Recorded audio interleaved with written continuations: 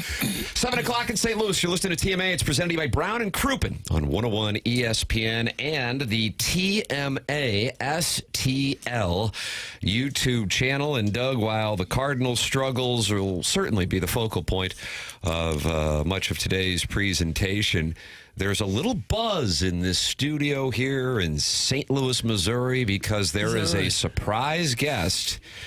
It's coming up at 10 o'clock. Oh, okay. And Martin and Jackson were communicating here before the show. Martin, you said you were a little worried because Jackson didn't respond to you. He's getting a little big for his britches. No response. I got confirmation of the guest at about 10:40 last night, sitting on the set of Sports Final. I know you guys were locked in. Mm-hmm.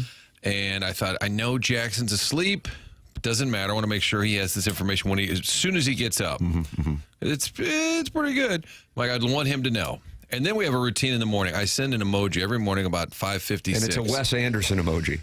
He often responds with a Wes Anderson emoji, but I just let him know that I'm awake. And then today, nothing back about the guest, nothing on the emoji. So I finally said, "Are you good?" And it's a fair question. Yeah. Oh, yeah. Okay, yeah. He said, "Oh, yeah, the guest. Great. No, thanks. Okay." Well, where were you?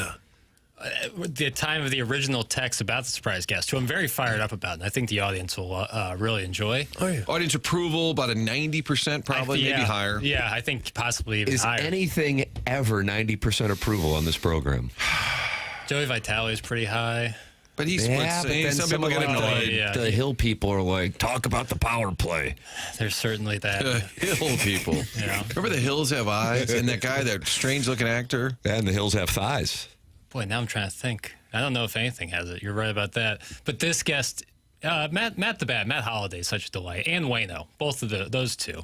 But yeah, I think this is kind of out of nowhere. Okay. But I think it's going to be good. Can we have a hint of some sort? Yeah, well, sometimes we try and have a guest on that's topical or relevant, and then this is more the guest you need. You just didn't know you needed it because we were a little down. We lost a series here, Doug. Yeah. And we need to pick me up, and if this doesn't pick you up, I don't know what will. Okay, good. Okay. So I'm looking for. I had to move onboarding, but that's okay. Wow. Yeah, so then I said to Jackson, I go, I guess you're not happy with the guest. And then I watched Doug. It's an involuntary reaction. We focus on certain facial muscles, and he immediately rejected the premise. He goes, oh, no, it's good.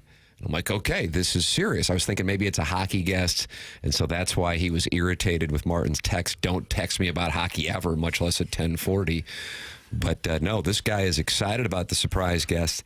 10 o'clock. It's going to be fun. 10 o'clock. And Jackson thinks it might have 90% audience approval. Yeah, I think this person, I think, maybe even has higher approval, but you're right. Then they enter into the TMA realm, and then automatically you're going to get some blowback. Mm-hmm. Oh, yeah. But always good. Did John Hamm even get nicked a little? Ask him about the Chiefs thing, yeah.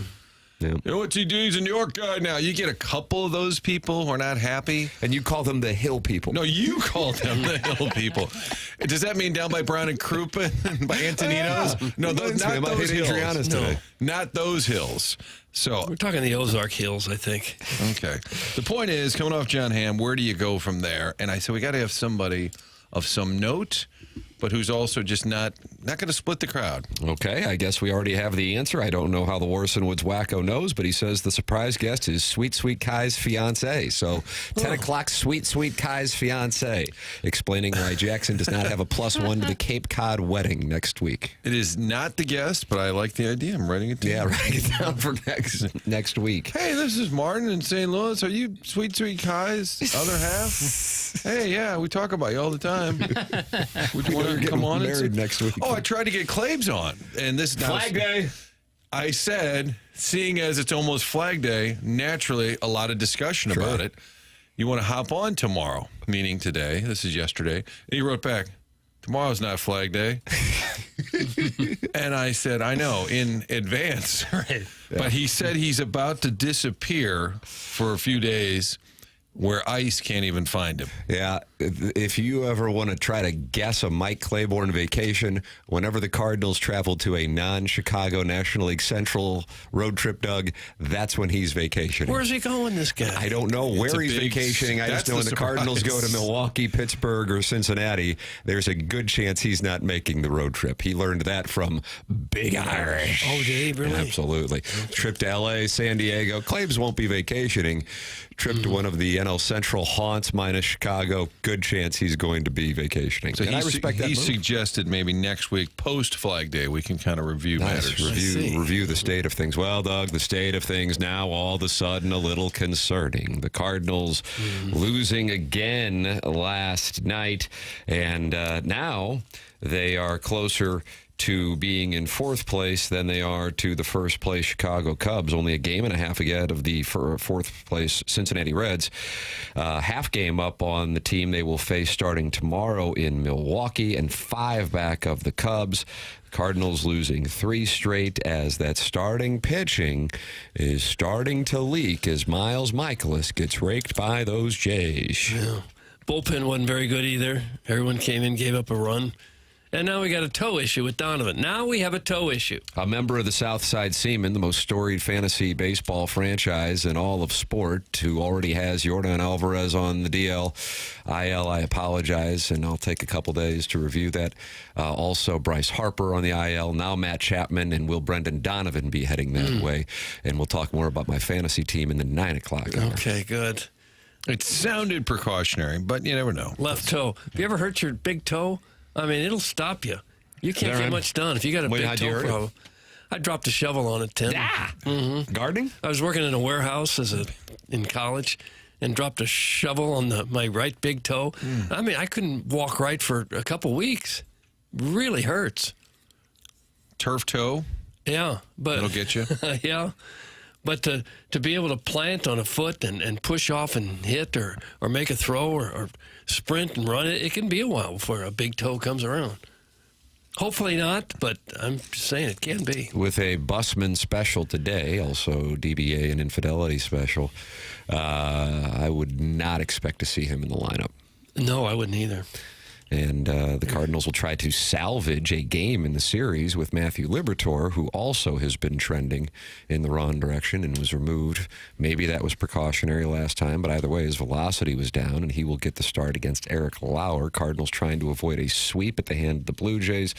They scored 9 runs last night, but it was not good enough because the Blue Jays were able to get a little insurance in the 9th inning. I had a feeling when that happened that was going to be problematic, and sure enough, it was when Contreras hit the 3-1 home run, and the Cardinals now have lost a series, Doug, and so at this point, this game today is really just window dressing.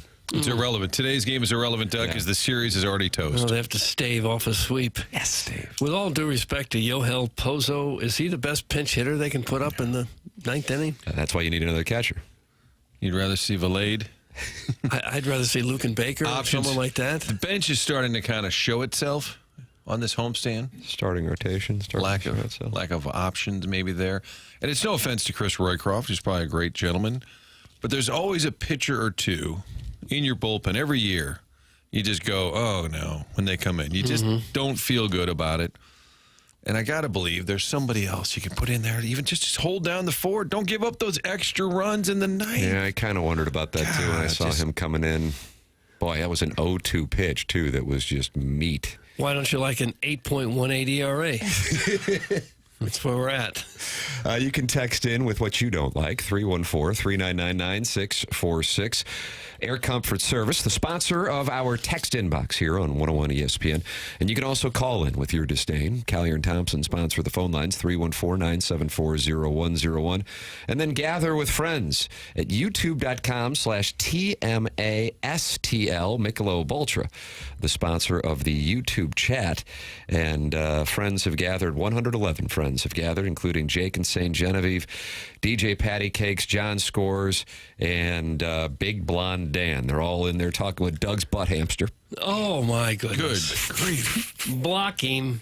I don't think we can block people in the YouTube chat, though. Well, we should. Jackson, what is the YouTube chat policy? I know you have a direct line to the head of YouTube. I do.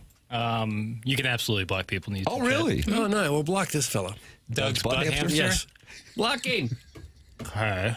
Seems a Setting bit- a real precedent there. Yeah. Well, okay. Maybe that's a good precedent to set. That's fair. And the J.C. Penney chat support says he's already slamming down the ultras this morning. So he is. good, That's what okay. people do. They get up, they watch the show, and they just start drinking. I wish I was going to that game today, just hanging out. It's going to be a pony. would be The weather's glorious. It would be a fun day to go down to the old yard. I mean, the temperature, It's supposed to get in the 90s, isn't it? I don't see High 80s. I think we have 90s. not hit 90 this calendar year. Is that correct? That's a good fun fact. I think that's correct. And it's Lot of rain June on the weekend. 11th. 85. I don't see anything in the forecast going above 80. 88 next Thursday is as hot as it gets per Apple. Hell, I don't know if it's right. It's never right. Yeah, I heard on local radio this morning it could be 90 degrees today. Who knows? Can we trust local radio? I didn't know there was any other radio, Doug. Well, there's Sirius radio. Cardinals games are, they're at least entertaining. Every game I feel like there's something to chew on. Yeah. And did you hear Ollie's post game? He said it was like his favorite game of the year. Did you hear that? I did not hear that. I don't know if we have that, and I'm not. Hey, this is logistics, so I think you'll like it, Martin. Even when I'm watching the games, I go back and I'll watch the YouTube highlight package. It's about 10 minutes. Recommendation for people. Where's the Cardinals? So the Blues sound is up on YouTube, easily found. I know you have Cardinal sound. We have it every morning, but where do you get it? So MLB.com does. But it's not on YouTube? It's got to be on YouTube, but I always type it in. No. I can't find it. Sometimes Come on. Come on. KSDK will sometimes. I never Your heard of it, but- peers and younger, and probably some of your peers and older, Jackson being So you're saying you're a 27. fan, you wake up and you want to hear post It's got to game. be on YouTube. It's the biggest distribution platform. And you're saying Doug, in watch other- this. Full stop. Okay. 30. They use, MLB Film Room is where I get all our mole sound, and it's presented by Google Cloud. Google, of course, owns YouTube, so you think there'd be some synergy there, and they could throw it up on both. But I can always get Blues and whoever they play. You're talking about the post-game. teams posting Absolutely. it themselves. It's valuable as hell. no, if it's on YouTube, it'd be through a third party, like KSDK or something.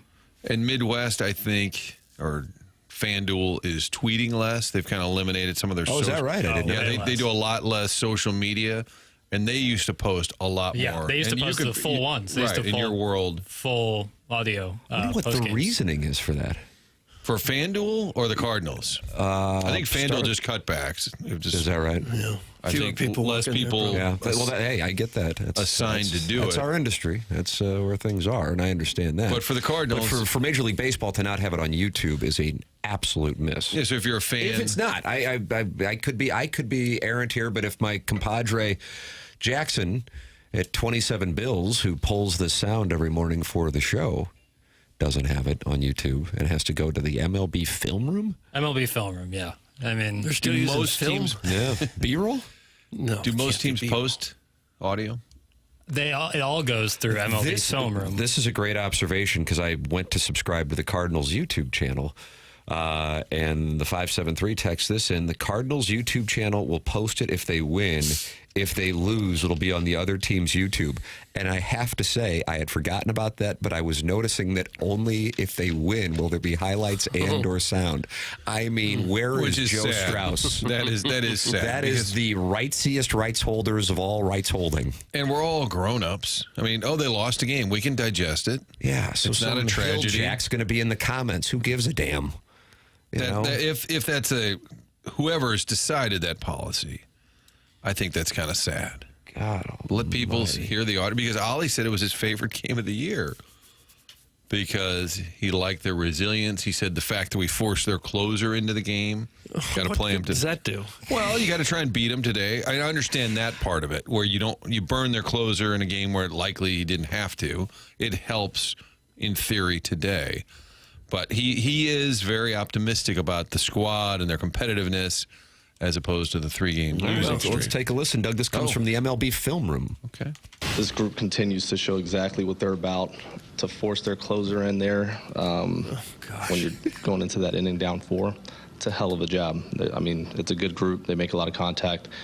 I'm sure you guys will ask a ton of questions about that, but that clubhouse continues to show what they're about, and there's a lot to be excited about. You go in that clubhouse right now, and there's just they never feel like they're out of a game. You give up 3 in the first, and you you know you're going to figure out a way to come back, and they do exactly that. And it's not once in a while, it's every game. This might be a tougher series for us as far as matchup goes than even LA, just because of the amount of contact this group makes and what we do as a pitching staff, right? So we knew there would be challenges we'd have to navigate, and they're continuing to show that they're first in the league at being the toughest to strike out.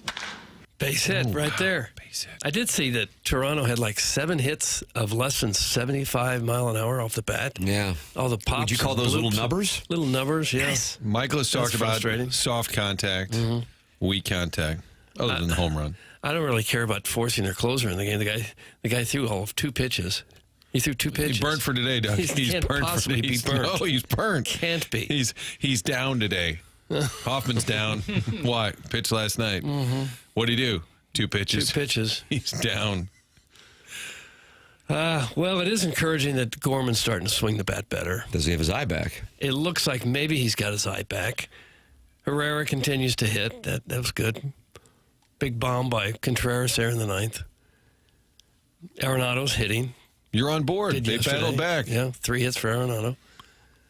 Nolan Gorman got his eye back. After the home run off Chris Bassett, his stat line against that pitcher was 3 for 3 with 3 homers. It's crazy. Well, not to rain on the parade. Oh, here we go. Wow, this isn't your brand. But I would certainly hope they would continue battling back. Isn't that the least of what you would expect? You expect to see we're down by 3. Let's give up. We have Well, no chance. You got to battle back. That's, all right, That's all like right. that's like the bottom baseline. So Doug's going to be the effort. negative guy and Martin's going to be the positive Rights guy? What the hell are holders. we doing here?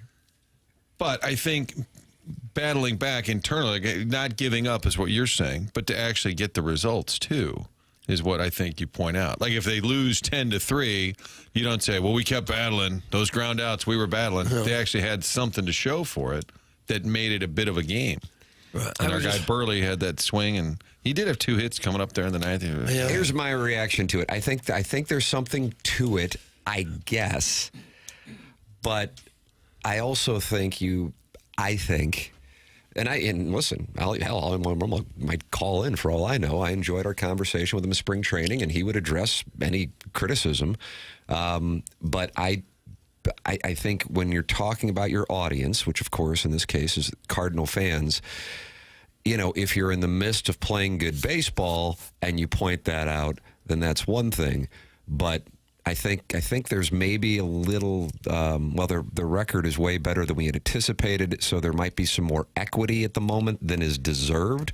But, you know, this has been a little rough here as of late. I know that's coming off of winning 2 or 3 against the Dodgers, but if you look at the recent body of work, it's starting to trend in the wrong direction, and in part for the reasons that at least I thought, and I think other Cardinal fans were probably wondering, the starting pitching, and then some members of the bullpen, and then even more concerning, one member of the bullpen that you were counting on in Helsley were starting to go in the wrong direction after they were playing above where they normally are.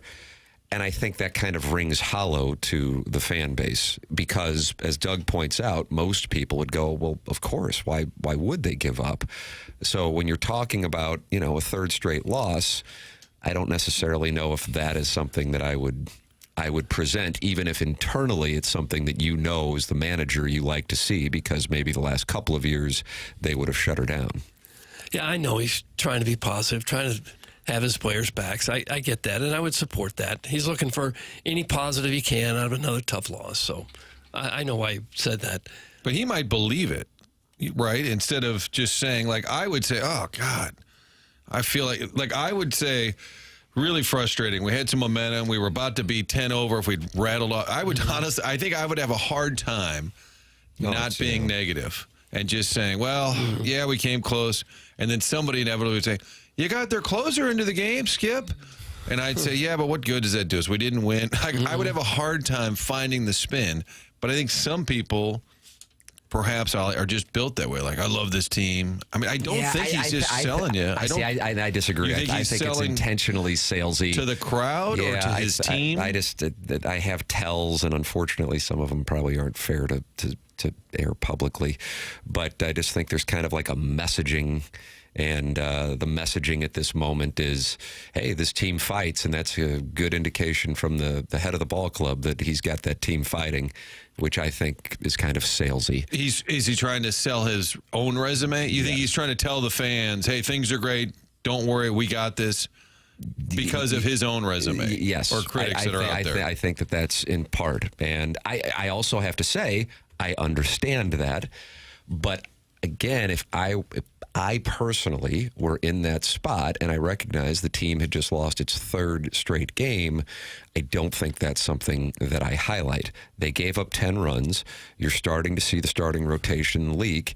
And while that might be something that I, as the manager, love in my club, especially if it wasn't there the last 2 seasons, I don't think that's something that I necessarily say to the fans, because the fans are going to be irritated that they've lost a third straight game.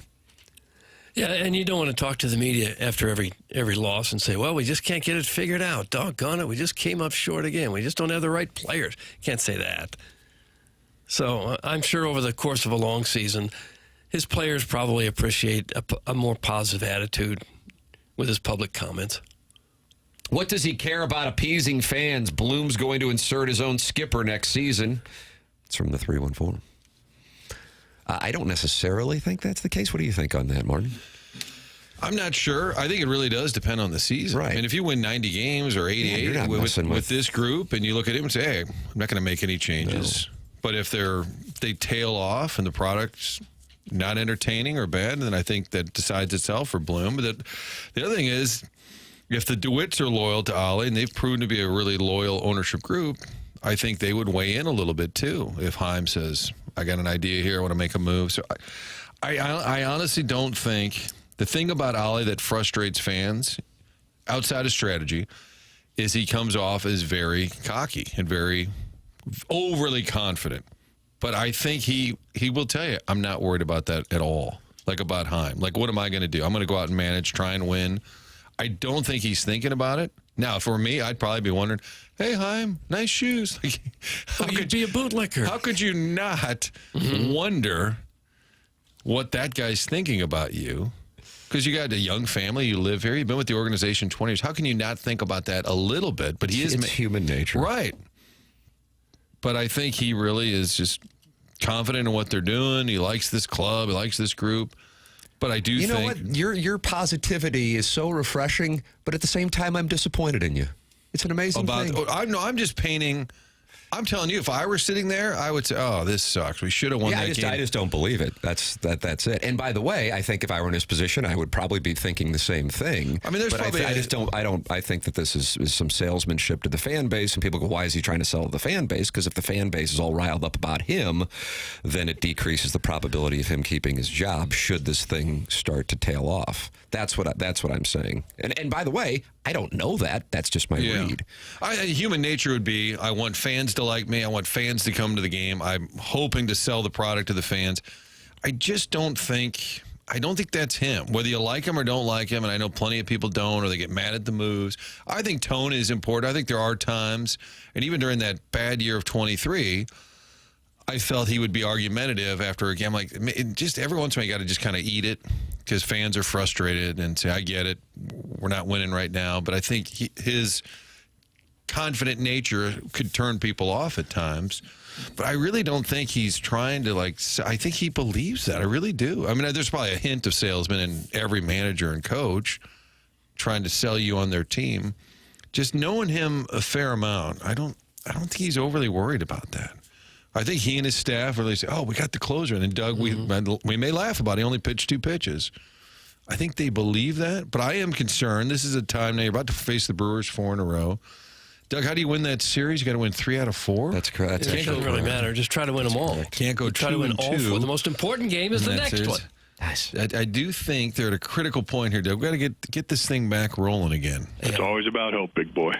I like that. I think if he keeps them on the current trajectory, on the current pace they're going, where they're kind of in it, I don't think he would have any problem maintaining his job for next year. I think they'd have him back. I think the players really like him.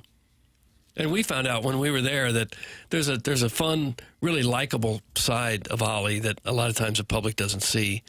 And that probably goes a long way to making the players happy and want to play for them. Well, I have some data here coming up in the very next segment. And, Doug, I'm talking about in a matter of mere moments that I found this morning that may refute that point and is a bit eye-opening. And it's fresh information from this morning.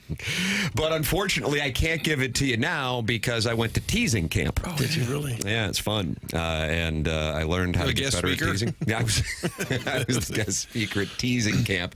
And I have some information you're going to want to hear on this very topic. It's coming up next here on The Morning After, presented to you by Brown and Crouppen.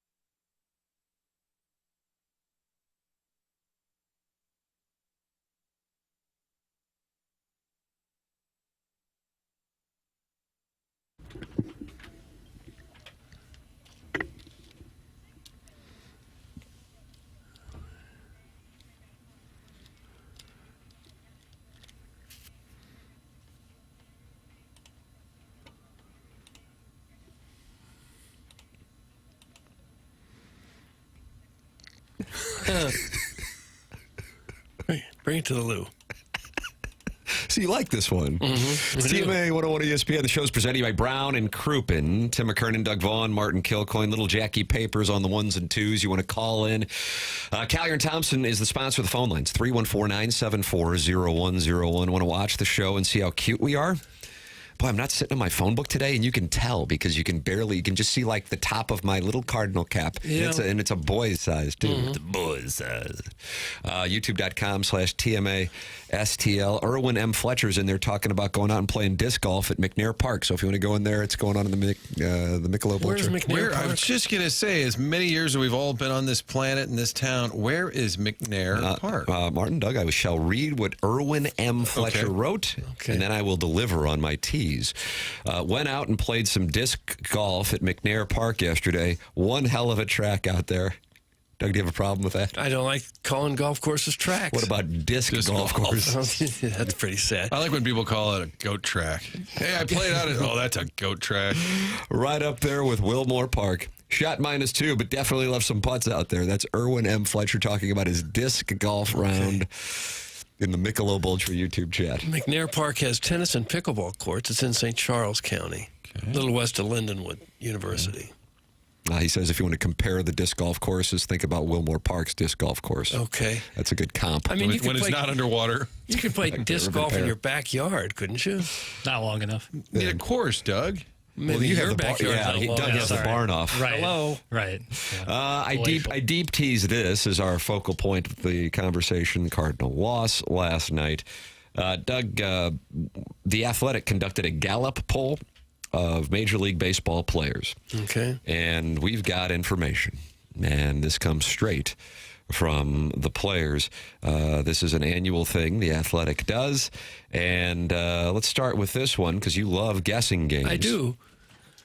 Which manager, aside from your own, would you most like to play for? 121 Major League Baseball players responded. Who do you think received the most votes? Bochy or Francona? Those are the top two. You are having a great guessing game. Yeah. I don't think you would get number 3. I was just going to say, those are the two obvious. And after that, I'd have to really think. How about Roberts with the Dodgers?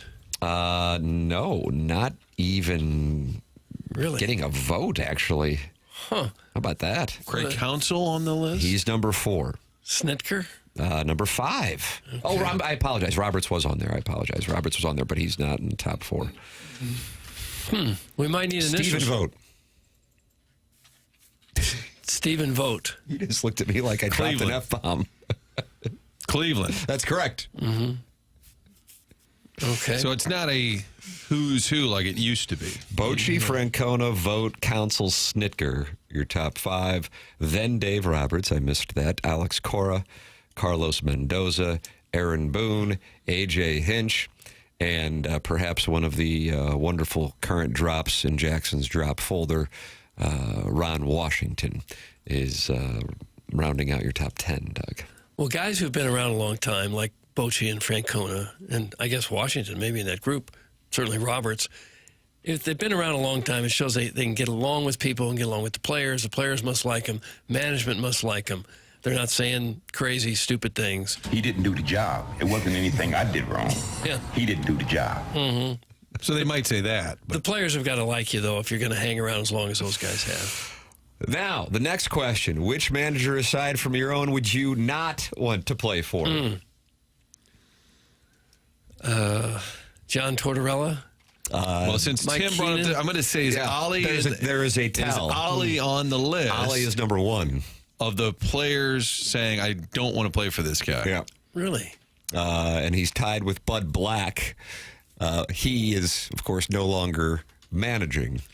But Ali Marmol is number 1. Is that right? Most of these votes would come from players who've never played for Ollie, right? If it's an entire Major League voting base. But it goes back to what I was saying. But I mean, most haven't played for Bochy, Francona, Vogt, Counsell, Snitker either. I mean, you know. It goes back to what I was saying, though. He can't hold rights with one and not hold the rights with the other. Well, no, I'm saying I'm not talking about you. I'm just talking about in general. Like, yeah, most of these guys haven't played for the guys who they like. I'm saying he can be very cocky, and it comes off poorly. And he gets a little banty at times. He's very animated. I just think other teams see him that way, barking a little bit or just kind of walking with, he's very confident, and I think it annoys some people. Sorry. I would imagine if you didn't play at the major league level and you still come across as cocky, that might not play too well with a lot of the players. It's one thing if you spent 12 years in the league yourself and then had a bit of an attitude, might go over a little bit easier. You know who was next? Initials, please. MS. Mike Smith? No, they didn't. They like him. Mikhail Storisnikov? No, he's still managing. I think he's in AAA. I feel like if Buck Showalter were managing, he might be on the list. Mike Schilt is correct. Well, that's another one that fits my narrative. Thank you. Narrative that if you didn't play, you're not going to get as much leeway as guys who did play.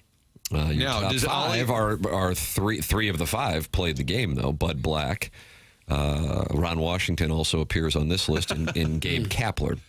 And you always talk about how beautiful his body is, but I don't know if that factors never into... one time said that. If that's somebody you'd want to play for. If you're attracted to your manager, I don't know if that helps or not. Jackson's kind of going back and forth, I see, with his head bobs. You think that would help a team? Like you're attracted to Lindy Ruff, would you skate harder for him? I think it'd be better in hockey than baseball. If you had Lindy Ruff as your coach? Well, they stand behind you in hockey, so you can keep your focus so vivid, surprisingly. on the ice. Whereas in baseball, they would stand in front of you or to the side of you, so you're always getting an eyeful.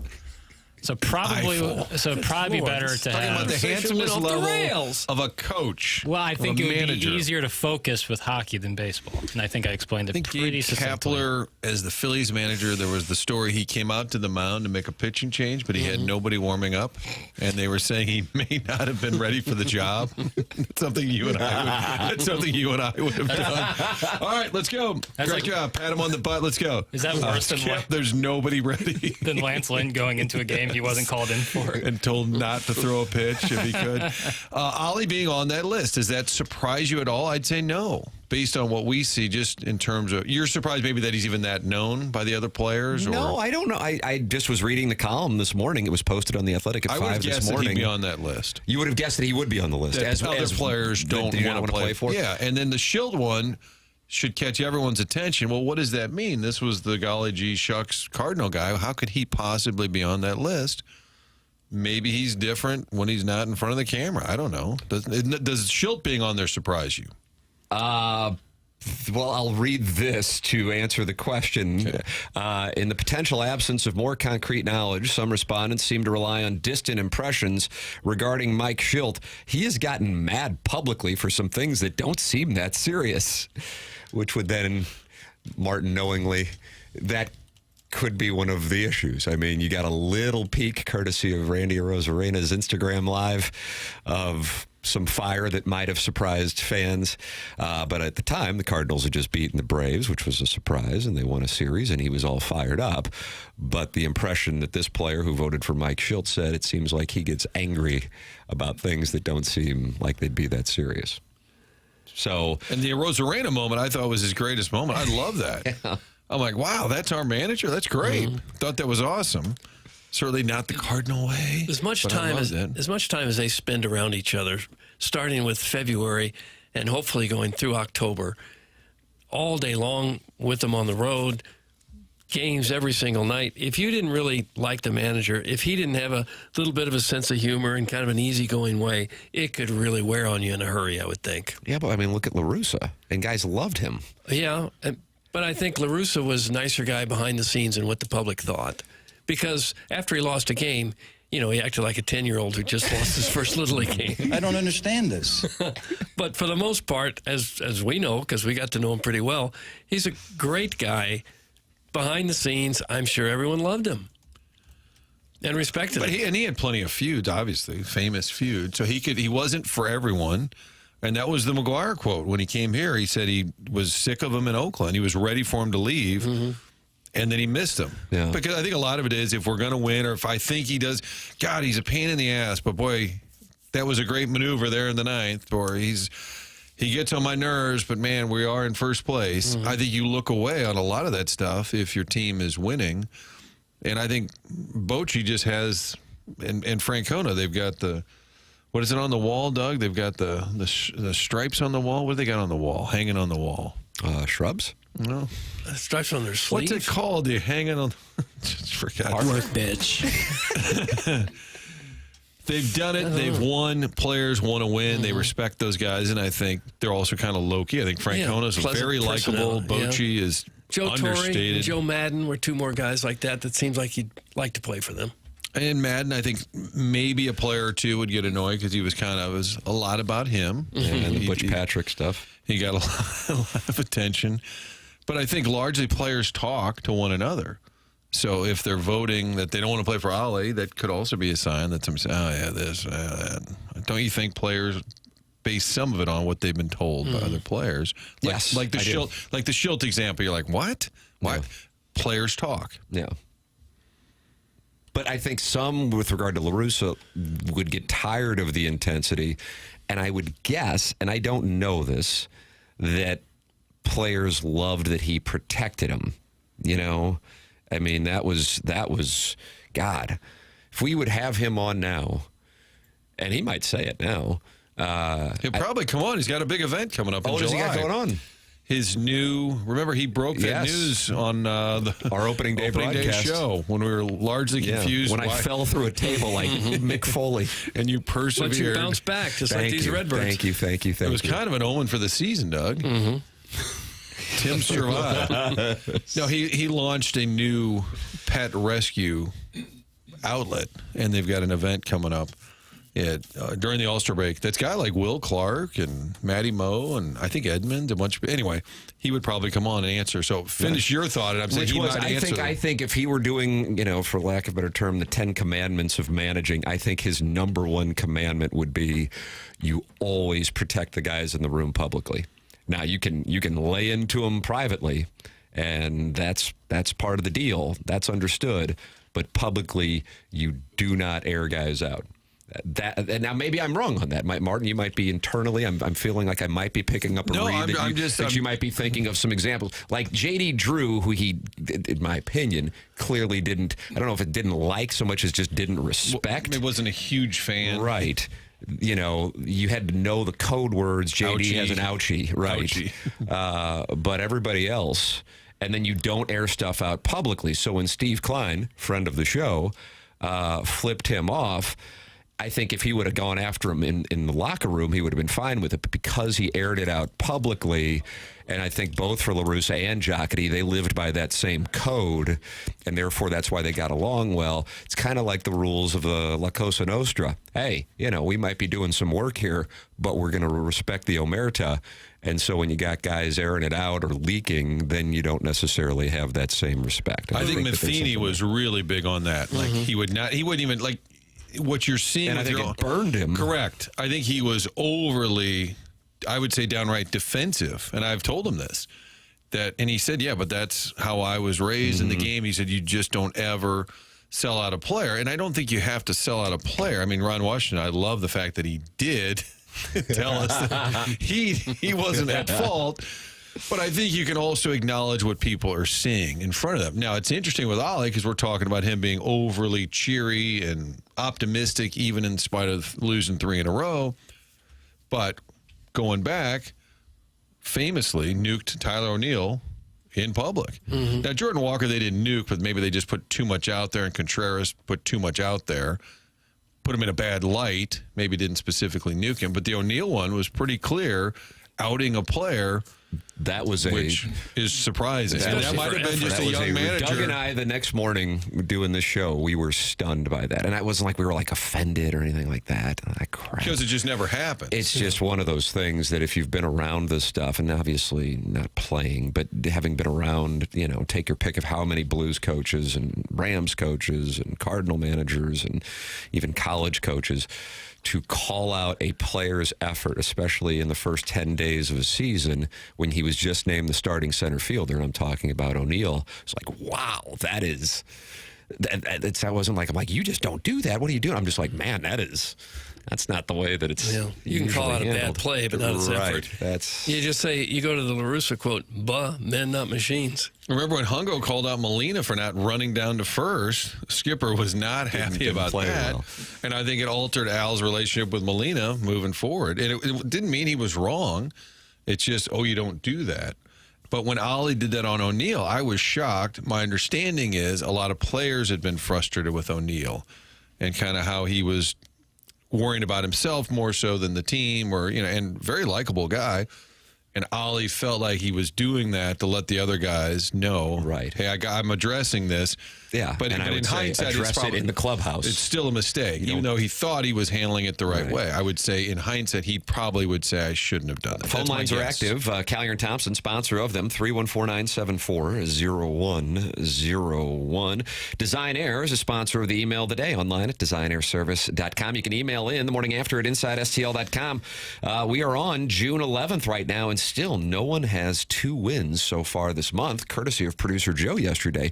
4 Cardinal tickets and a parking pass was the prize for yesterday's Design Air Heating and Cooling Email today. You can email in the morning after at InsideSTL.com. Design Air is online at DesignAirService.com.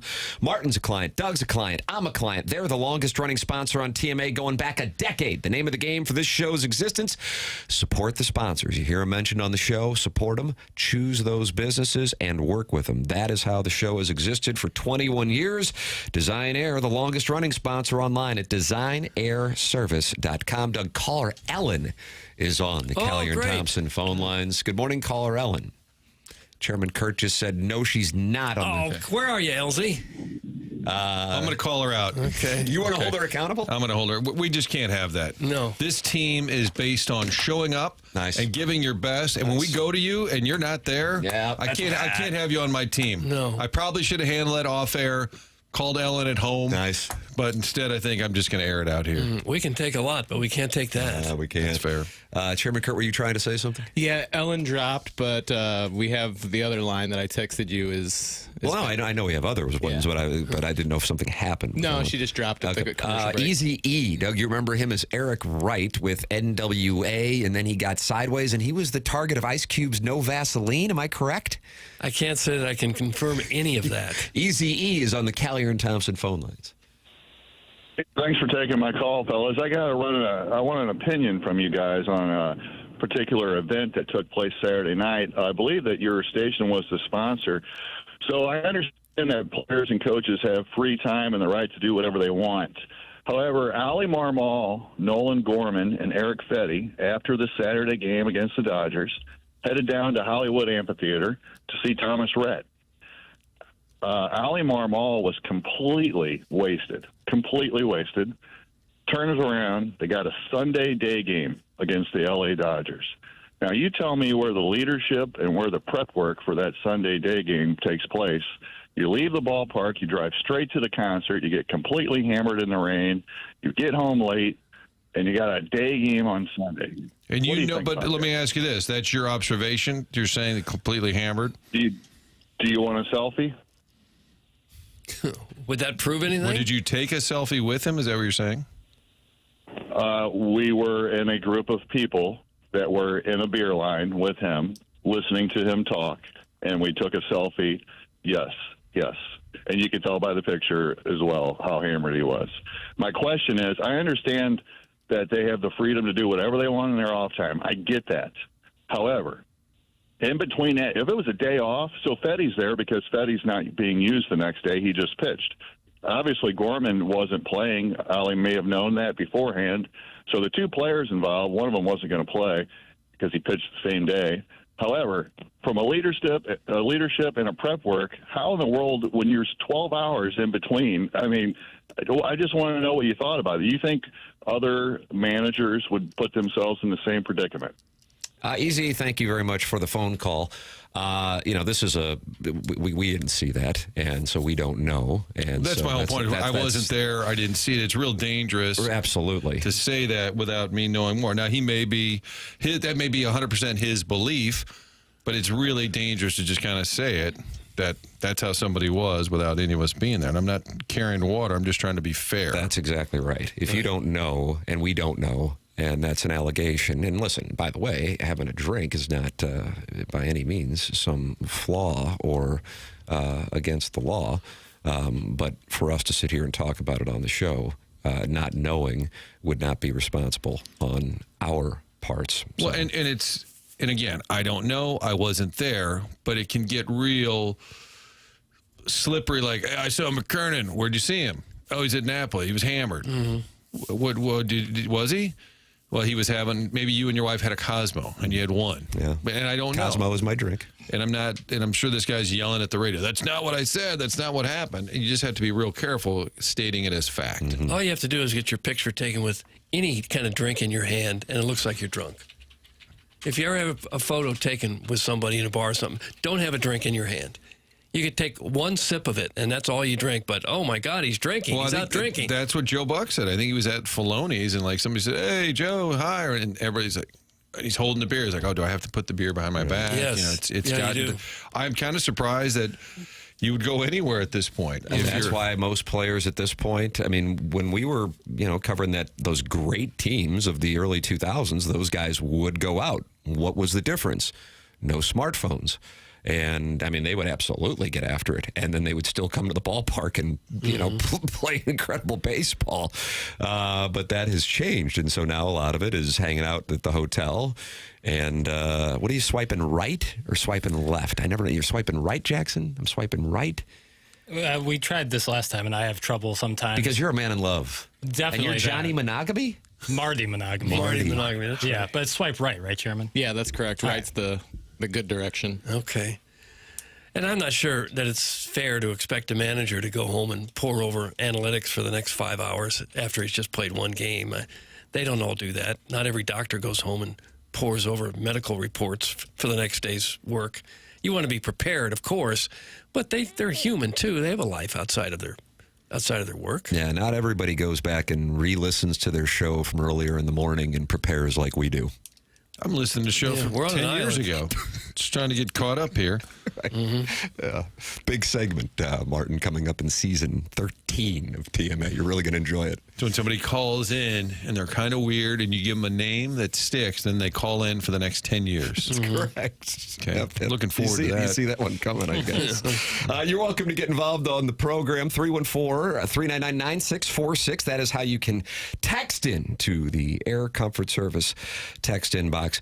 You can also call in Callier and Thompson phone lines, 314-974-0101. Watch the program, talk it over at youtube.com/TMA STL. And Martin, a surprise guest that Jackson thinks might actually get 90% approval rating at 10 o'clock. It's going to be a delight. I can't wait. Yeah, this is a great one.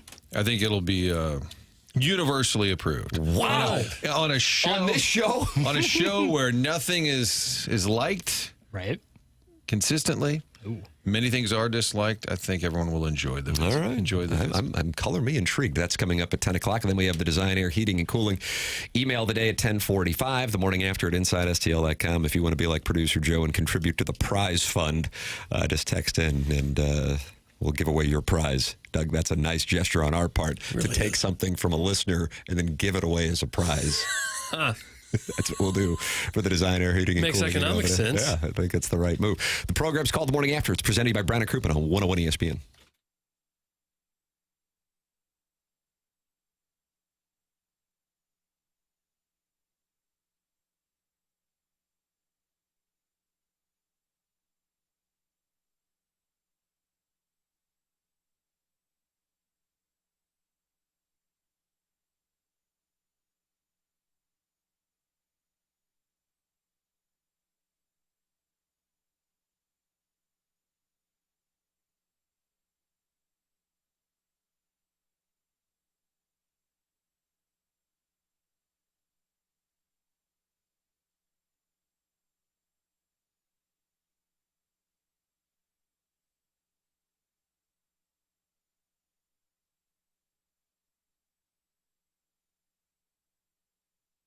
In the market for a home mortgage, Together Credit Union here to help you out through the entire process. They are your hometown that would be loan provider.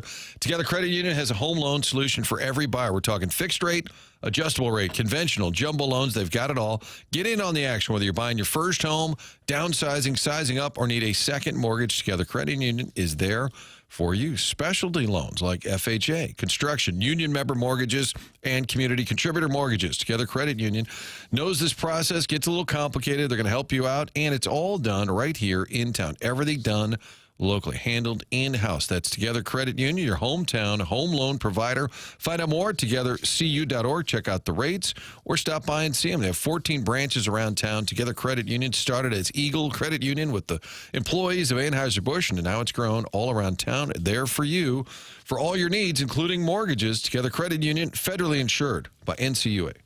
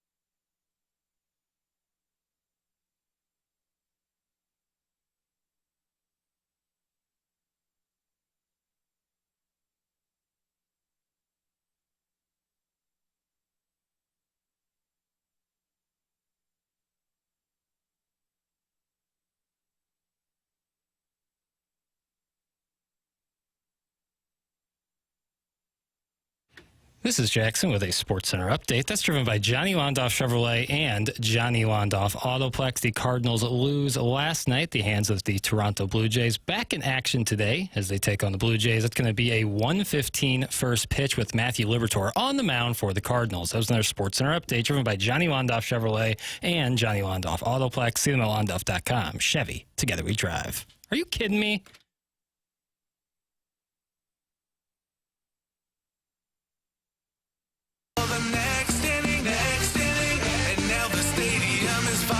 TMA 101 ESPN. Tim McKernan, Doug Vaughn, Martin Kilcoyne with you here on the program. And it's a program that welcomes you to participate in a multitude of ways. Texting in 314-399-9646, Air Comfort Service, sponsor of our text inbox.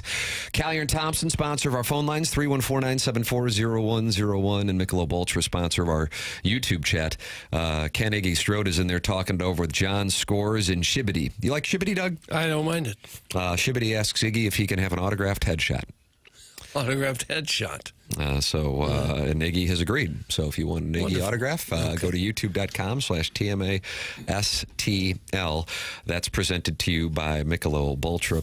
And in the 8 o'clock hour, I'm going to sit on a phone book so people can see at least the top third of my head. And you'll notice the left side is concave. Do they still drop them off at your port? You know what? City, I used to get like 10 a year. The old yellow pages. And the white pages. I don't believe they do anymore, no. Finally, no longer a thing. I don't think so. In our Gallup poll from The Athletic, we had the player poll, and the player, or the manager players, 121 Major League players, said they wanted to play for most. Bruce Bochy. Second was Terry Francona. Stephen Vogt of the Guardians, Craig Counsell, and Brian Snitker rounded out the top 5. And then managers you would not want to play for. Bud Black, no longer the manager of the Rockies, and Ali Marmol were tied at the top. And then in second place, Mike Schilt. So in addition to that, on this player poll, which you can find at theathletic.com, which organizations have good reputations among players and which organizations have bad reputations? Doug, do you think you could name the top 5 good reputations in Major League Baseball per this Athletic poll, which was just posted this morning at theathletic.com, ladies and gentlemen? It's a Doug Vaughn guessing game. Meaning like where they would want to play? The question is simply which organizations have good reputations among players and which ones have bad reputations. Are you treated well? I would say the Dodgers would have a good reputation. That is number 1 by far. As a matter of fact, they have twice as many votes as the second place franchise. I see where the Dodgers even have a separate plane for their players now from the rest of the staff. So the players can maybe get to their next destination a little bit earlier for more rest. Yeah, I can't think anyone would treat their players any better than the Dodgers. After that, Yankees. Yankees is correct. Okay. I've never seen you have a better guessing game day in the history of this program. It's amazing. It's always the best teams that are the best organization. Now I need to come up with a couple more. To round out the top 5. Did you say the top 5, Tim? Yeah. I'm going to say Cubs. Yes, the number 4. Okay. You need number 3, and then there's a tie for 5th. Oh, okay. Then I'm going to say number 3 might be the Giants. No, I'm sorry. Oh, doggone it. They did get some votes. The Cardinals? No, I'm sorry. They got 1 vote. What about Steve Cohen and his Mets? That's number 5, Martin. At least one of the 2 teams tied for 5th. So now we need the third place team and the other team tied for 5th. Braves. Yes. Okay. And the other team that was tied with the Mets, Phillies? Surprise you? The Guardians.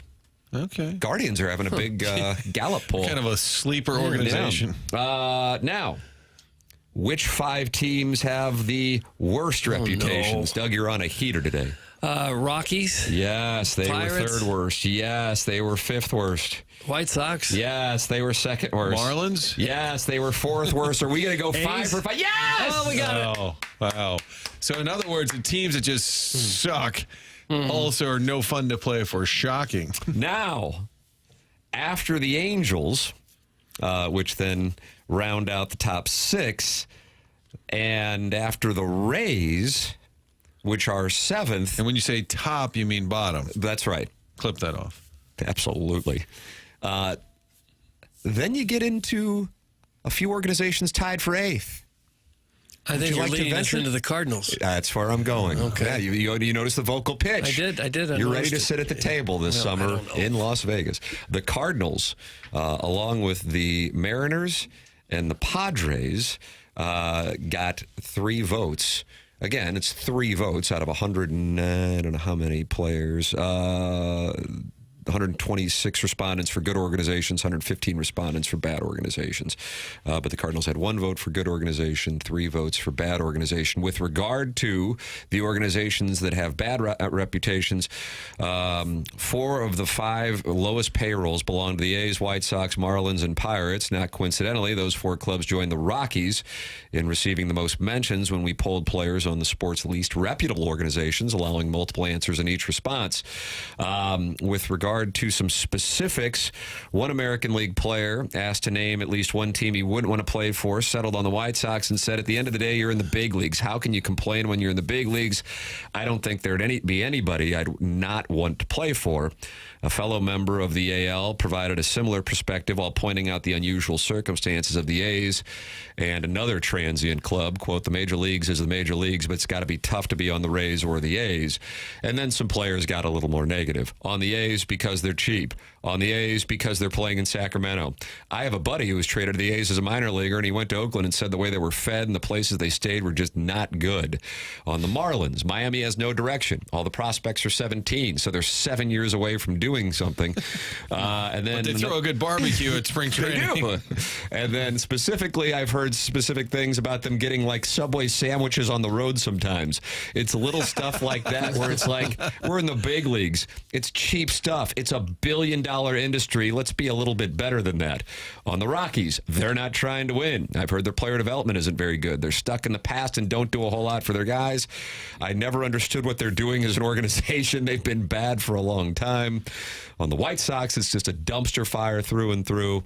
On the Pirates, the Pirates give players resources, but their owner just has zero interest in winning.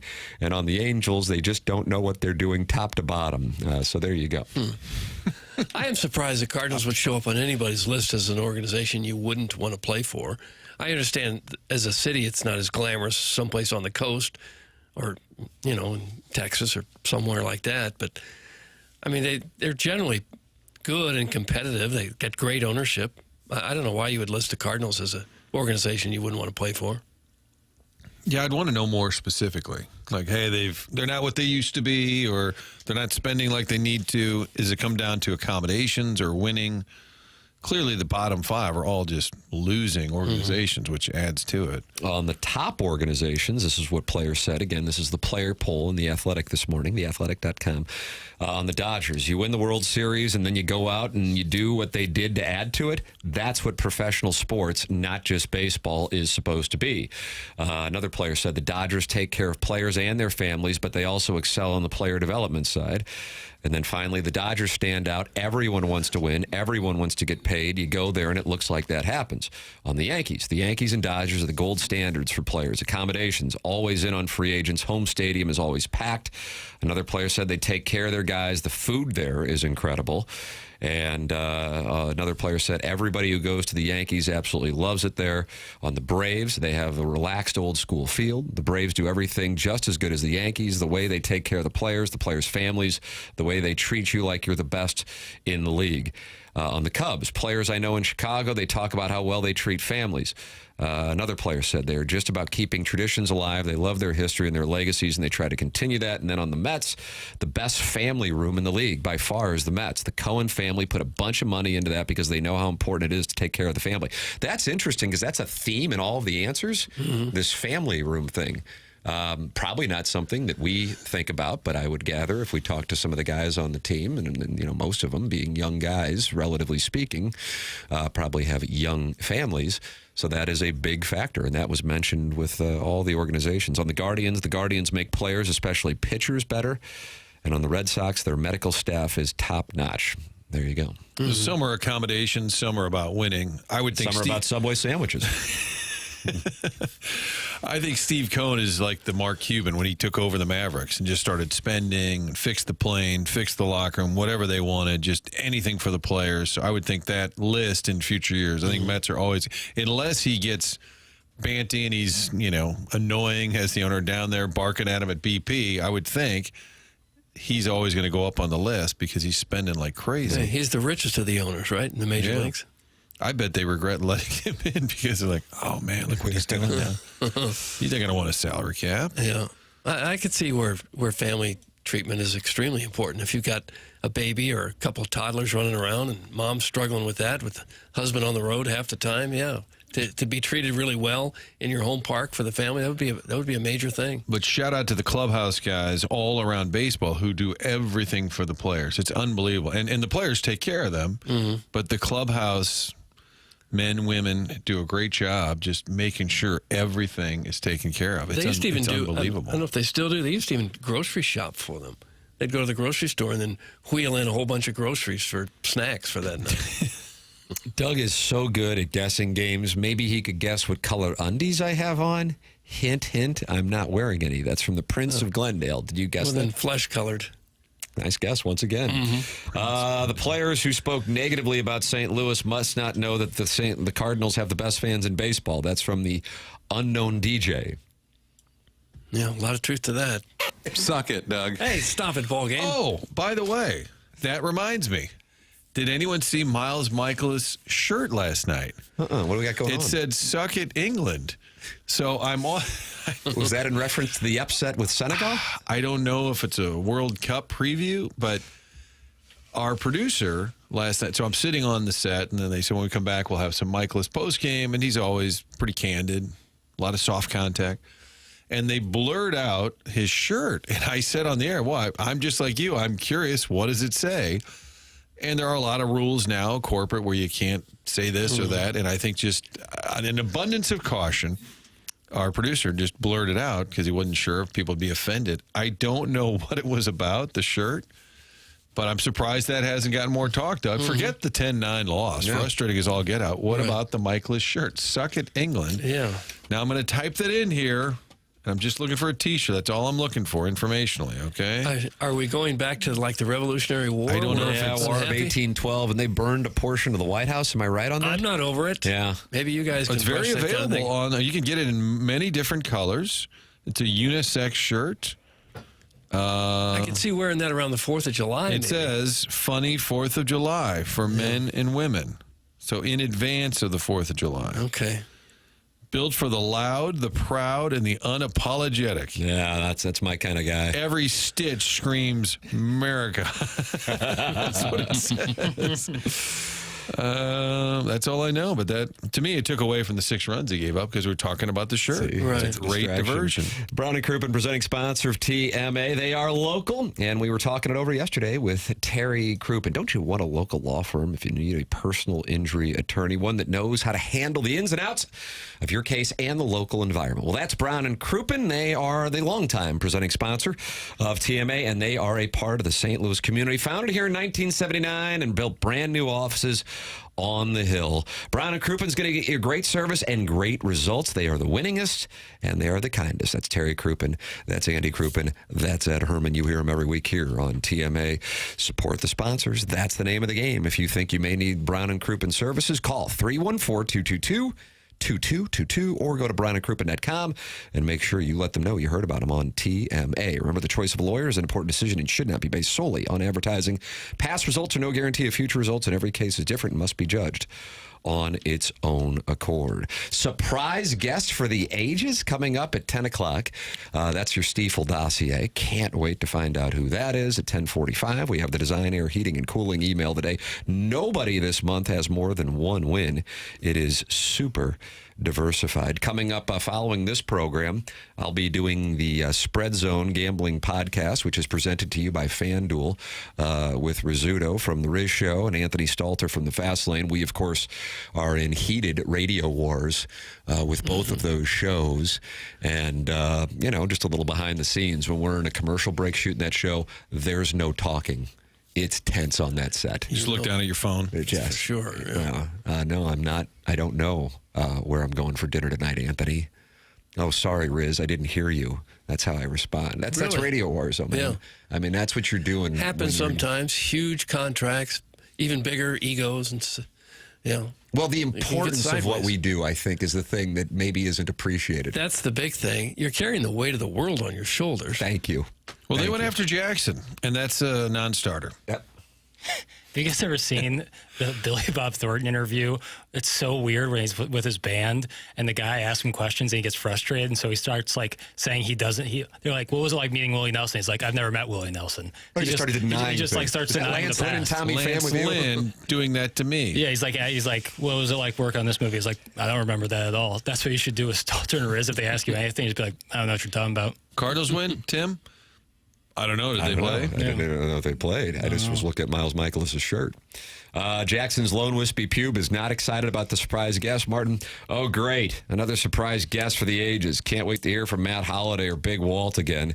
That's Jackson's Lone Wispy Pube. I mean, you Always delivered upset. John Hamm for our last surprise guest.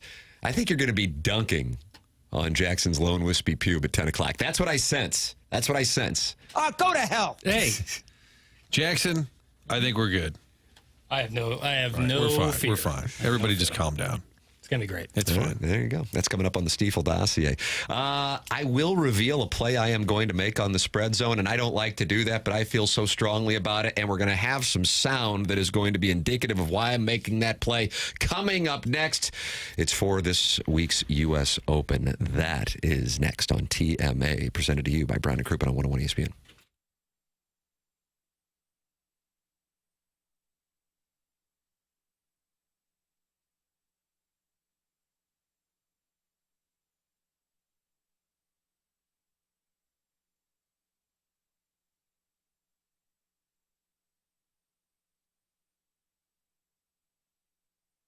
Just glorious conditions today in the St. Louis metropolitan area.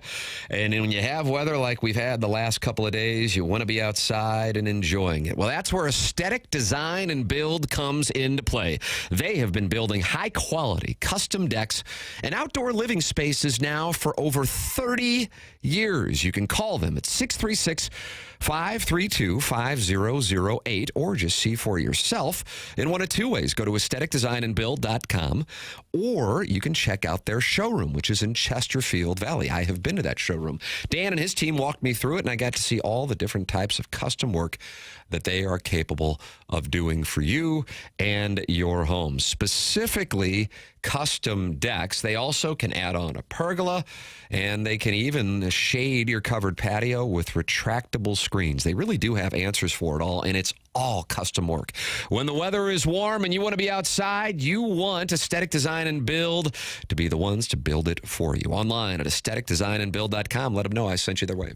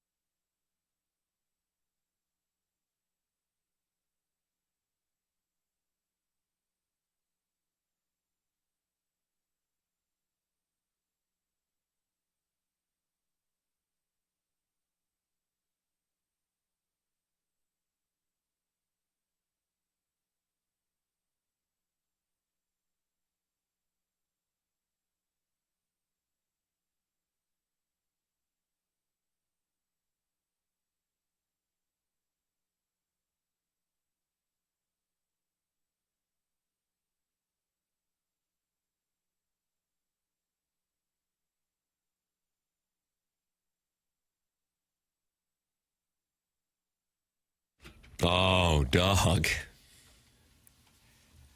Why'd you request this today? This is the jam. Believe it or not, I did not request this. So this is a But Jackson music I'll let theme? it go. Yeah, I'll let it go. What is our theme? I don't really have one yet. But Guy who discovers themes? well, some say the best themes I've come up with have been kind of impromptu. Organic. Indeed. Okay. Started to fade out. Yeah, and then he just upped the levels. Kind of like Pestis. You still there? Yep. And he fades away. Oh, still there. It's TMA 101 ESPN. Fisher Window Endorsed Tour, sponsor of our 8 o'clock hour. A surprise guest for the ages coming up at 10 o'clock. Listeners are trying to guess it. All Green Al says, I swear to God, if the special guest is one of Jackson's dumbass Ledoux friends, I'm done. No. Jackson, no one cares about your spoil ass. Some All Green Al. You got nicked. But it's not. He's acting like it is one of my friends, but it isn't. So he's building off a false premise. Yeah. Argue with yourself, guy. That's not intelligent, nor is it accurate. No. It's not one of my friends. When was that the standard for this show? You're right.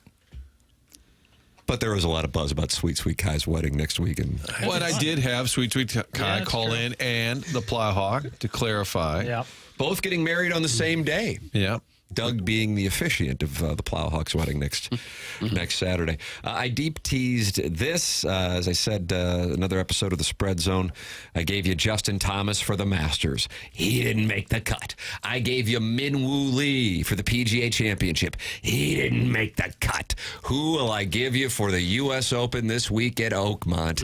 I can tell you one player I won't be giving you is this gentleman from Northern Ireland, Rory McIlroy. Take a listen to this, Doug. Difficult to regain motivation.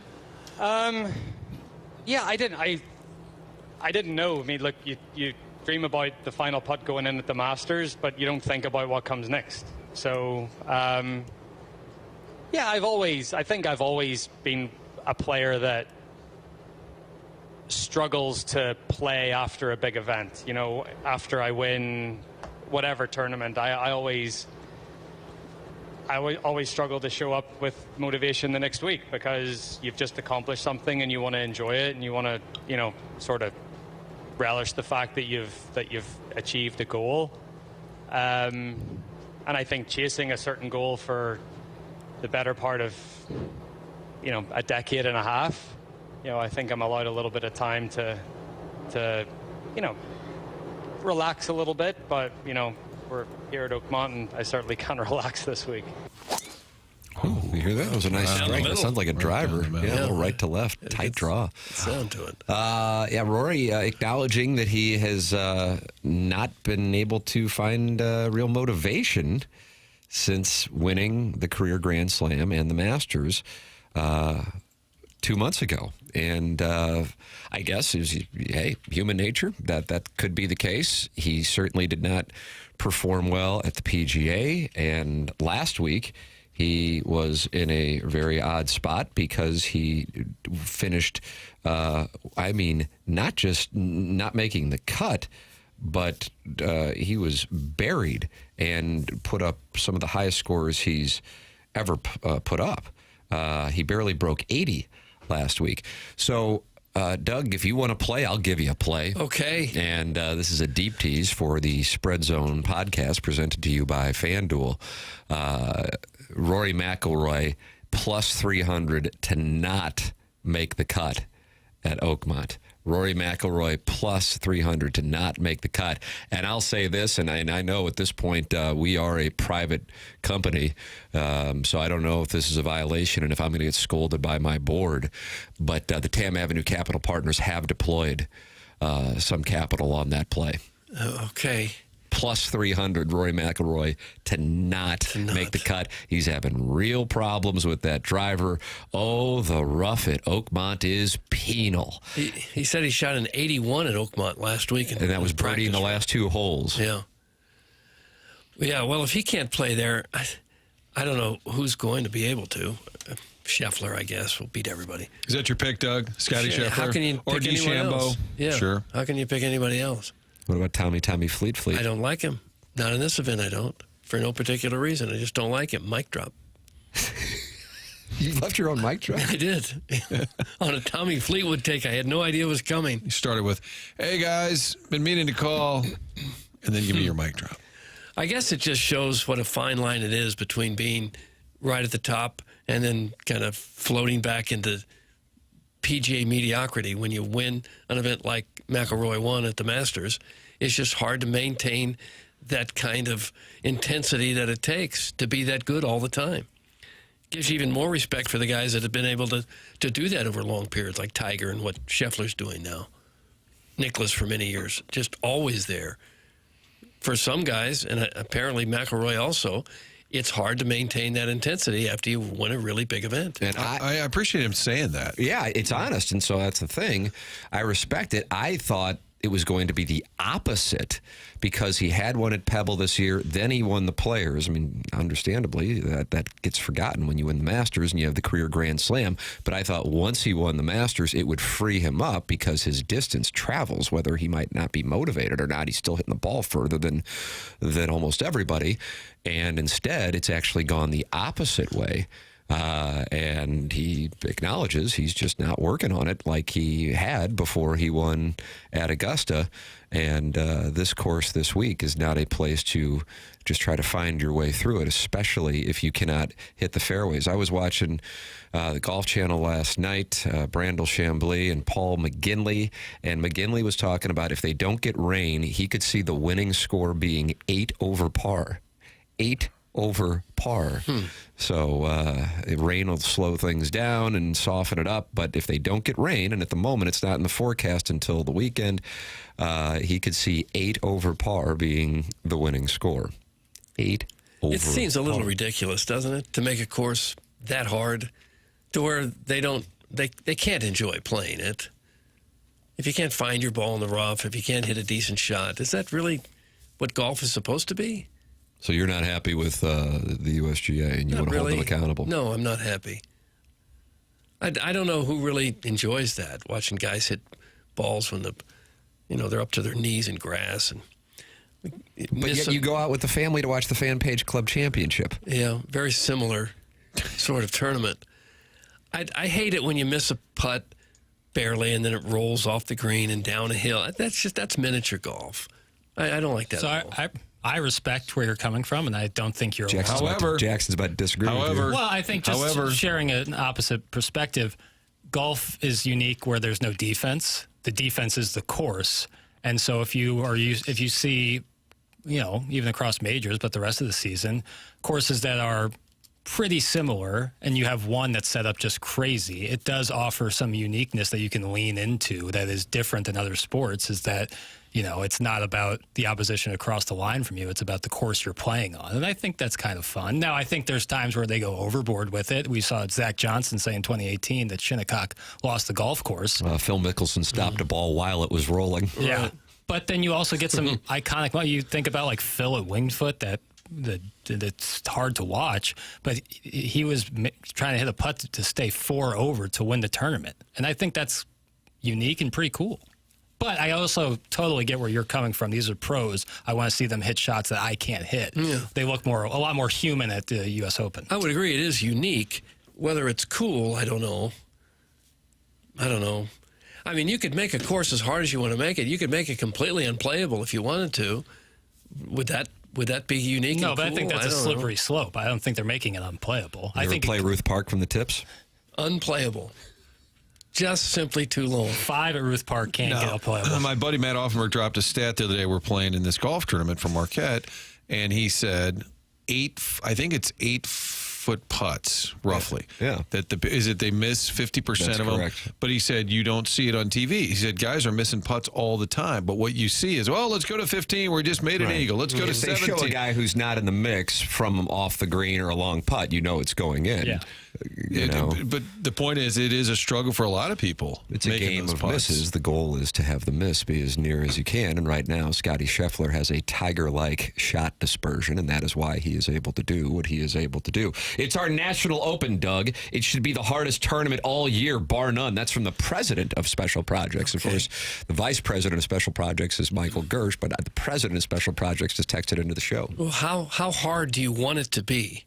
What's the standard? Do you want to see Corey Pavin. Rory McIlroy shoot an 81? Is that what interests you when you watch golf? To see guys miss putts and the ball rolls down the hill, that's interesting. There's times where, like as Michael Kim, who does a great job on Twitter detailing the U.S. Open, golf in general, says like sometimes you can Mickey Mouse the greens where it is dumb like that, where it's just crazy. But then there's other times where it's really challenging. Like it really makes you hit the best golf shot every single time, and you can't ham and egg your way. Like Bryson DeChambeau, while playing great short game last year, kind of hammed and egged his way off the tee and was able to win. I would prefer. Stop saying ham and egg. Fair enough. I would prefer someone who you have to hit every single shot, has to be pretty much money, and then you really earn the victory. I just think if the best players in the world don't care for it and think it's crazy, it's probably crazy. It's probably too much. But do we know that all these players don't like it? I mean, I'm sure there's some guys who are like, I don't know, hate this. I haven't heard anyone say how wonderful it is. But we need a poll from the Athletic. But what are the players saying? Would Max Homa walk 36 holes with his bag on his back after playing in a 4-day tournament if he didn't love the opportunity to play in the U.S. Open? You know, the longest day in golf. People, the country over, dream about the opportunity. And I don't mean to get... Yes, but he could have had his dad caddy anywhere. What's that? He could have had his dad caddy for him anywhere. His dad didn't caddy for him. That's what you just said, wasn't it? Max Homa, he walked himself, but he carried his own bag. Oh. Again, you could do that anywhere. 100%. But I don't think you would unless you really cared about the tournament. Why are you guys sideways? We're not sideways. Like that great golf I've never movie. been this sideways before. It is a great golf movie. Is it? Just a great movie. I don't know. I get challenging. I understand some tournaments got to be the hardest, and you want to make it a great test. But I think you can also go overboard with it. I'm with you there. Common ground. Mr. Licks is not happy. He says, soft as hell, Rory never was a killer like Tiger. That's from Mr. Licks. Okay. It's like the sixth guy ever with a career Grand Slam, and he's not a killer. That's how soft he is. He's one of the all-time greats. Soft. Doug, do you think if some players' games start to get away from them, they may focus more on whose wife they want to sleep with over the weekend? That's from the Swing Haven board member. That's not something McGinley or Chambly talked about last night. They left one on the... My favorite hole in the property. Okay. I don't think they're thinking about each other's wives as they're playing this tournament. I just don't. Of course, I've never been on tour, so I don't know for sure. I would just... think. A 298-yard par 3 is just stupid in my eyes. That's from the Bean Finder. Yeah. He finds beans. I did see it was like wind in yesterday, and Scheffler's taking driver. Yeah. I mean, almost every single player was taking that. I'm with you there. Like the super long par 3s. The best par 3s in all of golf are like mostly short, like probably 150 or less. The most famous ones. You think 7 at Pebble, 12 at Augusta. 17 at Sawgrass. 17 at Sawgrass. They're usually shorter ones that make you hit a challenging 12 at short Oak iron. Valley. 12 at Oak Valley. 12 at Oak Valley. That's And where you yours were. at 114.7? That's what it was. Last Power time. lines. Yeah. Yeah. Might hit a power line. Now that's challenging. Yeah, there you go. You'd like to see Oakmont put power lines. Yes. I mean, if we're going to make it the most challenging course ever because it's our nation's national championship, why not make it a 400-yard par 3 with power lines everywhere? If they're going alphabetically, wouldn't Oak Valley be next up in the rotation? You would think That's it should correct. be. Well, it will be next. That'll be fun next year. We'll be covering it. The program's called TMA, and it's presented to you by Brown and Crouppen. A surprise guest for the ages coming up at 10 o'clock here on the program, and we're looking forward to that. In addition to the Design Air Heating and Cooling email of the day, the morning after at InsideSTL.com. That's how you can send yours in. Nobody has more than one win so far this month, so you can still win the month of June. Martin, you are a Design Air Heating and Cooling client. Love the fact they've been around for decades after decades. They are here to stay, and that means when they do the work, they'll stand by it for years ahead, and they've got a quality technicians that'll come out, get the repair done, get that air conditioning back up and running. Wintertime, it's the heating unit, and they're not going to try and sell you something you don't need. They work with their staff over there to make sure they're not upselling that can add to the stress when you have a repair that's needed on your HVAC unit year-round. It's DesignAirService.com. Family-owned and operated. Seth Goldcamp is 4th generation, and it is a company you can trust. And that's so important when you have them coming out. You're not going to be skilled. I'm going to assume most people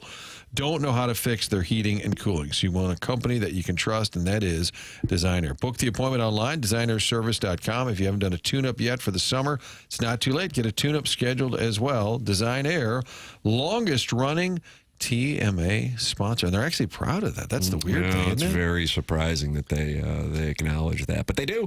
Been with us for a decade, sponsor of the Email of the Day, the morning after at InsideSTL.com. The program is called TMA. It's presented to you by Brown and Crouppen, and coming up, Ali Marmal talking about Brendan Donovan's injury. We will probably get that Cardinal lineup here relatively shortly for today's Busman's special, DBA Infidelity special downtown, and also a soundbite that has polarized some in our audience, which is praising the team's resilience and ability to fight back no matter the score following last night's loss. That's coming up next. This is TMA, presented by Brown and Crouppen on 101 ESPN.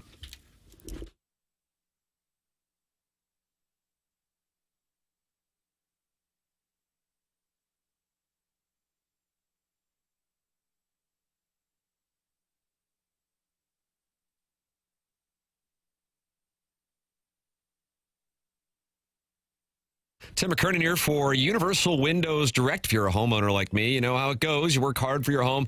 You take pride in it, but let's be honest, it always needs something, right? And there's always a project that needs attention, and sometimes the big ones, like replacing old windows, get pushed to the bottom of the list. Well, this is where you can check that box with Universal Windows Direct. You can get payments for as low as $99 a month, or no payments and no interest for an entire year. And that gives you a full year to enjoy the comfort, savings, and curb appeal before you ever make a payment. So if you are feeling those summer cooling costs creeping up, or you are just ready to give your home a fresh look, don't wait. Give Universal Windows Direct a call, schedule your free assessment, and take the first step toward a more comfortable, energy-efficient home. Call 314-334-2522 or go to universalwindowsdirect.com. Trust me, you'll be so glad you did. Like me, you'll be saying, I love my windows.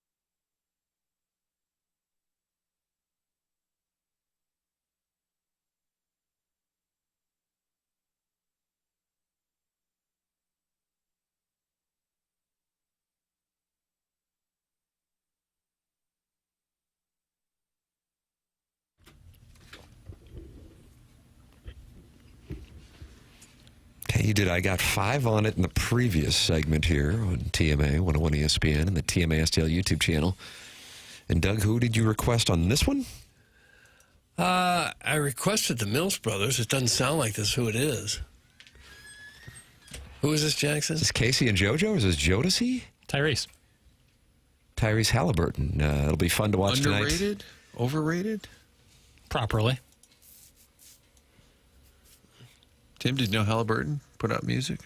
Didn't. Not until I'm hearing it right now. And the ladies love Tyrese's style. Is that correct? When Sweet Lady comes on, for sure. Oh, is that right? Not? Really?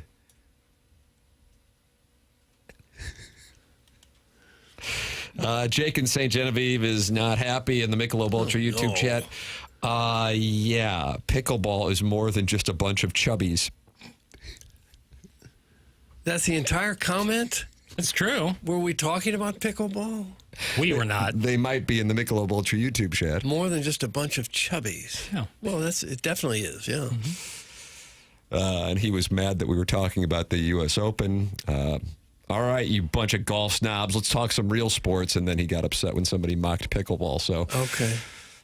Pickleball can be discussed. Golf cannot. You guys ever play pickleball? No, I would like to. It's fun, yeah. It's I'm good. Terrible at racket sports, so I'm no good. Racket sports.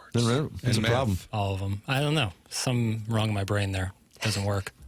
Maybe your eyes have trouble tracking the balls coming? A bad baseball hitter, so that would certainly Probably it. line up. Probably a vision thing.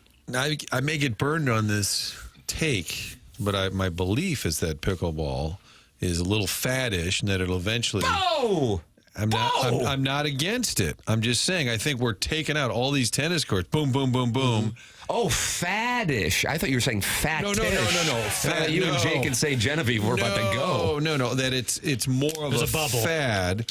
Yeah, and I think ripping out every tennis court and putting in multiple pickleball courts in 20 years may think not. So. I'm not sure on that. Okay. I don't know. I could be wrong. Sometimes they'll shut down open pickup basketball so they can put 2 pickleball courts out there, and that's when I I have rage. nothing against pickleball. But Boy, it's hot right now. Yeah. But so was racquetball in the 70s. Everybody played racquetball. Remember wall ball? I think, does the Francis Park still have some of those up? Oh, you better believe it, brother. That Forest was Park. a great place to get light manual. Oh. The thing about pickleball is it's good for the older crowd. They have a sport they can kind of play without running forever. It's kind of the racquetball equivalent of golf. You can play it at kind of any age, as long as you can move just a little bit. Exercise is always easier if you can have a game around it. A lot of injuries because people think, oh, this is simple. I don't have to move as far as I do with tennis. Static to dynamic movement like that. I think the injuries come because it's old people playing, and they're not used to the lunging and the sudden movements. I think, the acceleration, like going from nothing to running as fast as you can. If you're playing when you're in your 20s and 30s pickleball, you're not going to get hurt. My boy Herb. What do you do? Take anybody in pickleball. Wow, Doug, that was a challenge to you. Like really, you want to play Herb, Doug? No, I'm not. I can't play. Tim, why don't you start out with Herb? I'll start with I'll Herb. put any amount of money on my boy against anybody. My boy. I have nothing against pickleball. I have not played. Mandy Murphy plays all the time. She's sideways with me because I poke a little fun at her pickleball obsession. It's really good because you can play right away. The first day you go, you can play.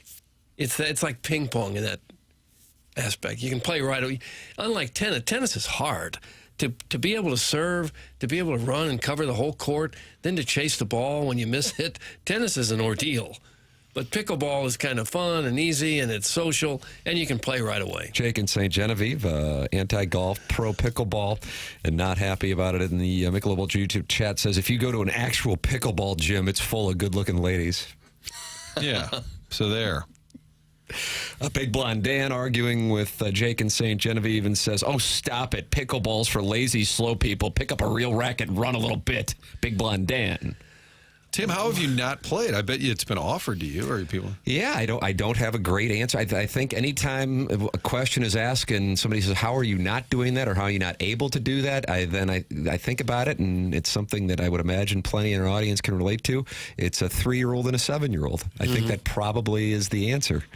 Because for the last decade, I've basically had a young tyke, So I guess that's the answer. And it started getting popular here within the last 8 years-ish. I feel like it's surged. And for the next 10 or 15 years, your free time is going to be spent, much of it, at their events.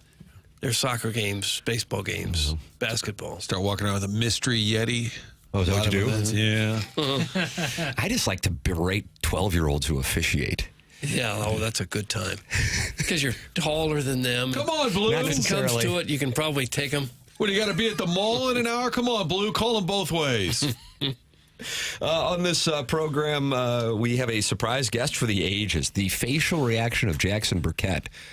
Well, Tim said the ages. We just said it'll be very enjoyable. I can't wait. I mean, your approval rating. The approval rating. That's right. Because every time we say we got a surprise guest, and the whole idea was just having fun. It's not a big deal. Every time, oh, great, is it Kachuk again?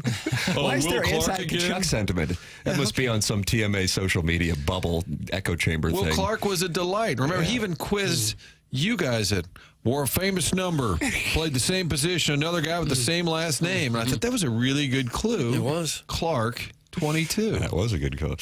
So 10 o'clock, that's coming your way. Design, Air, Heating, and Cooling email of the day at 10:45. Cardinals losing last night. They are now 5 back of the Cubs. In addition to that, they may be without Brendan Donovan. We will see. Here is what Ali Marmol had to say about Donovan and the toe injury. You got it. There's been some discomfort there. It's a kind of the joint in his big toe. You can see that last at bat, he couldn't even get off his backside there. It was hurting him pretty bad, so we took him out day to day, but I'll know a lot more tomorrow. Base hit. Here's a knock. Here's Brendan Donovan telling post-game how he actually felt and what the problem was. Yeah, just on my left foot, so that's kind of the side that I rotate off of. Just like kind of the joint, like down in my top of my foot, like bottom of my big toe. So I kind of use that for everything, and it was just getting grumpy to the point where I just felt like I was kind of swinging on, try to finish out the game, but we just thought it'd probably be a good idea to kind of get off of that foot. I just got some treatment done and kind of reevaluate it from there. Like, I don't know a whole lot about toes, but I don't think it's that bad. I mean, under your feet, you're always in dirt and grass and running in cleats, so I mean, I think it's just kind of one of those things. I don't know a lot about toes, he said.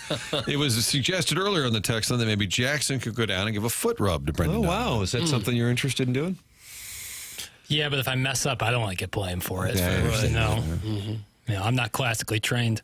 He did have an awkward swing there at the end. Yeah. It didn't look like him. Losing him, that would be brutal. Yeah, it would be. God. And you're looking at that through the lens of my fantasy baseball team?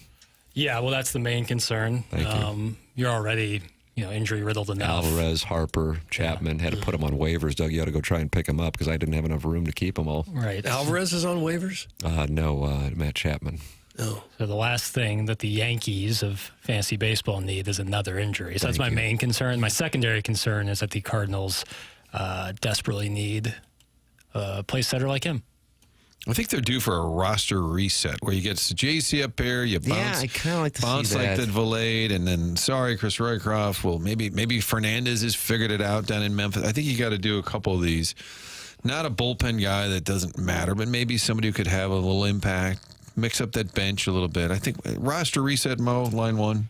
For those of you just joining the program in the 7 o'clock hour, we cited the Athletics player poll, which just was released this morning. You can read it in its entirety at theathletic.com, where they asked Major League players the manager they would most want to play for, Bruce Bochy, and Terry Francona finishing at the top of that poll, and then the manager they would least want to play for, and Ali Marmol, and former Rockies manager. This poll was conducted before he was terminated, but Black finished at the top of that. Mike Schilt finished in second. They also asked Major League players a few other questions. Doug, which player do you most like to watch play? You have been on a heater for the ages here with the guessing games today in this Gallup poll. Which player do you think Major League players most like to watch play? Shohei Ohtani. That is correct. Do you think you could get 2? Aaron Judge. He was 6th. 6th? Okay. Did you say most like to watch play? How about Freddie Freeman? Did not receive a vote. Oh. What about Mookie? Mookie Betts is 5th. Huh. Well, I ain't got to need initials now. BWJ. Bob Williams Jackson. BWJ. Did you say BWJ? BWJ. Plays for the Royals. Oh, Plays shortstop. Bobby Witt Jr. Yeah, Okay. there you go. Oh, he got it. Okay, yeah. Ronald Acuna and Ellie De La Cruz round out your top 5, along with Ohtani at 1 and Betts at 5. And then on the pitcher that you would least want to face in Game 7 of the World Series, I think this is somewhat surprising, but maybe I'm off on it. I don't know. I don't know. Maybe I don't know. See what you get it. Least want to face. Game 7 of the World Series. This is the Athletics Gallup poll of major league players. Starter or reliever? These are listed as starters. Oh no, there's some relievers in there, but this one is a starter. Well, I'm going to go out on a limb and say Jacob deGrom. Now that he's back, he got some votes, but he is not the number 1 player. Scooble? He was number 2. That's the one that I would have guessed. Okay, Skeens? He is listed, but he is not number 1. Well, darn it. Jackson, you want to fire a bullet at the pot? I'm sorry, I've been preoccupied over here. What was the question? Maintenance. He was doing. I was in defense. You were doing some maintenance work. I could see. What's going on? You trimming shrubs? Nah, just it was some maintenance work. All right, fair enough. What was the question? Basically, what pitcher would you not want to face in Game 7 of the World The Series? Athletics player poll. So Players. Scooble's already been mentioned. Yes. He's number 2. Skeens has is been not mentioned. number. Yeah. Skeens, Zach Wheeler. Zach Wheeler got votes, but not number 1. Okay, so then this makes me feel better. And it's a starter. Yes. Not Max Fried. He's having a big year. Strider. Nope. Strider got votes. Fried did not. Glasnow got votes. Yeah. Michael King, not John King, for the record. I don't care then. Got votes. DeGrom, Valdez, Trainin, Burleson. Strider. Gonna need initials, Tim. Skeens. CS. CS. Charlie Smith. Nope. He's having a pretty good year. Yeah, I know, but they'd want to face him. Chris Sale. Yes. Okay. Really? Kind of throw you off a little bit? I mean, he's a been left-hander. up. He's been down. He's been up. Yeah. When he's on and healthy. Yeah. He was untouchable last year. When you win all 3 categories in the Triple Crown, it's hard to name anyone else. That's from a player. You want the challenge, but he's just nasty. Another player said, that's the theme, nasty. He's nasty. I got 1 hit off him already, so I know I'm probably never going to get another one again. Nice. He's kind of reminds you a little bit of Randy Johnson. Maybe not that good, but tall left-hander who throws real hard. And the hitter you would least want to pitch against in Game 7 of the World Series. I know where you're going to go, and it's not the answer. So there you go. It's not Aaron Judge. I thought you would go Ohtani. But Ohtani and Judge are 2nd and 3rd, respectively. The hitter did you say the hitter you would not want to face? Nice. And you said the World Series. That's correct. Game 4? Fall Classic, 7. sometime in the 2nd week of November. Okay. After you survive the best of 3s. Oh, the hitter you would not want to face. The hitter you wouldn't. Oh, this is the hitter you would not want to face. Oh, okay. Who would be on the list of who you would? That's. How about whoever is playing in right field for the Cardinals that night? How about Bryce Harper? No, good guess, but not listed. Freddie? Got it. Good guess. Not Harper and Freeman got votes, but not the top. How about Jose Ramirez? Did get votes, but not the top. Soto is correct. Oh. Juan Soto is correct over Ohtani and the Judge as well. Guys, pickleball is for the olds and the fats, and I'm sure I'll be participating very soon. That's from Flip Wilson. Well, it is for the olders. And I guess the fats, because you don't have to run much. I noticed there were a couple definitives. Martin's right.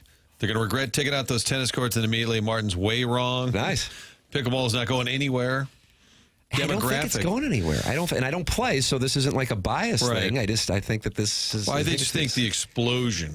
There's probably too many golf courses in the U.S. Do you agree with that? There were, and that just started to change here recently, where they're starting to build. But you had the Tiger boom, and then a bunch closed. Plus, you had 2008, and now, as far as private courses, you have waiting lists and initiation fees are just absurd, and that's all over the country. I mean, South Florida, especially, and now they're starting starting to build some again. But yes, for about a quarter century, Martin, that would like be accurate. public courses, too many. They were shutting them 2016, down. it was really bad. Yeah. Too many out there. They were closing them way faster than they were building them. I'm not predicting pickleball is going away. I just think there'll be a pickle correction. It's for old people, and that's why Sharon plays. That's from Sharon's Ledoux pool boy, who is really sideways with his employer. Was it wrong for something to be for old people? You're against older I don't think people being pickleball's- able to stay active? No, Herb's not old. Herb's certainly not old, and he'll take any of your measure. People are saying I'll put my money on so and so versus Herb. No shot. Wow. No shot. Herb is that good. Yes, I wouldn't be saying this. Like, I wouldn't put my buddy on blast like that if I didn't truly mean it. He is unbelievably good at pickleball. I might go watch Herb play. Yeah. Is he available to watch on YouTube? He has a pickleball Instagram. I won't give it away. Well, now I'm going to Why would find you it. tease us Is like it that? Ella Reese BBY? Yes, it's Ella Race BBY. Go check it out. Pickleball is for middle-class fats from Wentzville who get worn out when walking to the court. That's from the Warren County Wizard. Well, isn't that like most people? Most people are not in great shape. Most people cannot run around on a tennis court. In this day and age where most people tend to be a little out of shape. Whoa, did you it's see like the perfect fellas sport. golfing at the Dotem? What are you Thank you, talking Martin. about? That's what I meant. What are you I talking about? respect anyone playing pickleball, getting out there, a little exercise. Good for you. Yeah, I do too. And I respect the people that can play 3 hours of a tennis match, 5-set tennis match. Lord knows. Alvarez, 5.5. Not many can pull that off. Good Lord. Yeah, definitely. The number one form of exercise in our town is piling 10 bush lights on top of 2 helmet nachos and trying to start the wave at a mostly empty ballpark and trying not to trip over your Hey Dudes. That's from Alan Dadeville. Doug and Hey Dudes just took a shot. I don't know what a Hey Dude is. It's a slip-on shoe. It kind of blurs the line between slipper and sneaker. Like a Sketcher? Very popular. Like a Sketcher in the sense Does Herb that... wear Hey Dudes when he plays pickleball? No, God, no. Hey Dudes took another shot. Well, I wouldn't necessarily it's not like for sport. It's more for lounging, hanging out. Oh, I see. Again, bridging the gap between slipper and sneaker. It's like a slipper with a hard bottom. Bridging the gap. What did Spicoli have in Fast Times? Would that have been I don't know. Rich Gould had flip-flop golf Vans, shoes. maybe? He did with spikes on the bottom. That's about as cool as it gets.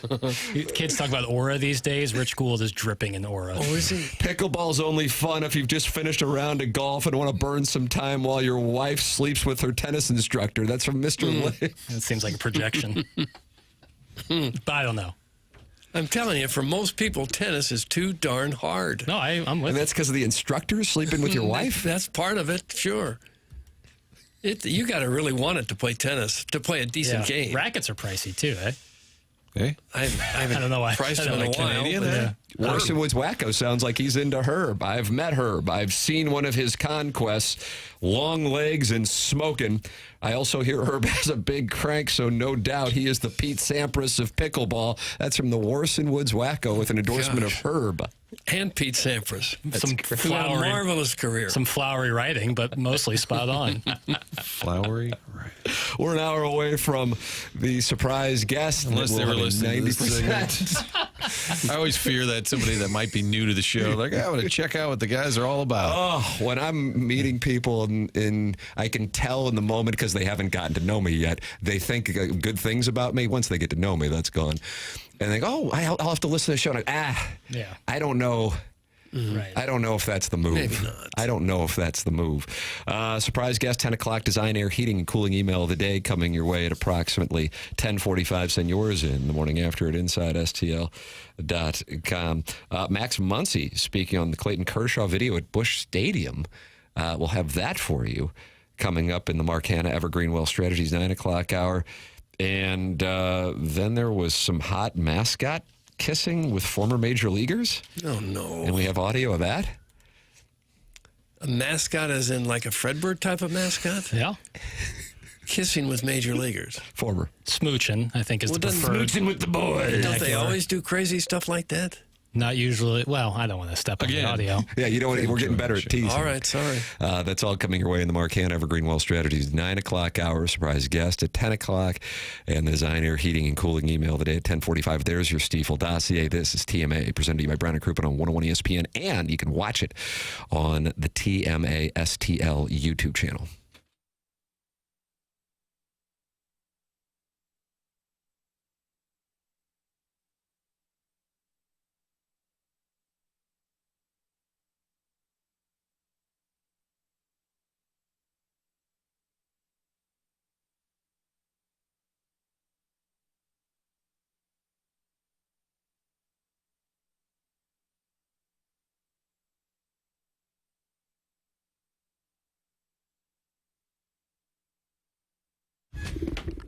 Mid-America St. Louis Airport, located in Mascoutah, Illinois. Website, flymidamerica.com. We've been telling you about these great locations, destinations, whether you're going to Vegas or Hilton Head, Florida destinations, 7 different cities, Fort Myers, Fort Lauderdale, Destin. Well, they've recently added Gulf Shores as well. Knoxville, Tennessee, added within the last year. They keep adding new places to go. All of them fun destinations, great low prices. That's what you get with Allegiant Airlines. Check them out online, flymidamerica.com. Get a great price on a fun destination and then experience an airport that's convenient for you, the traveler. How about that? That just doesn't happen anymore. Park right there, giant parking lot, less than $10 a day. Walk in, get to the gate within about 15 minutes. That's the average time from your car to the gate, 15 minutes. Find out what everybody's buzzing about traveling through Mid-America St. Louis Airport, not far at all from downtown St. Louis. Great prices, fun destinations, whether you're going to Florida, Vegas, Gulf Shores, Hilton Head, you name it, great deals. All of it right at the website, Mid-America, flymidamerica.com.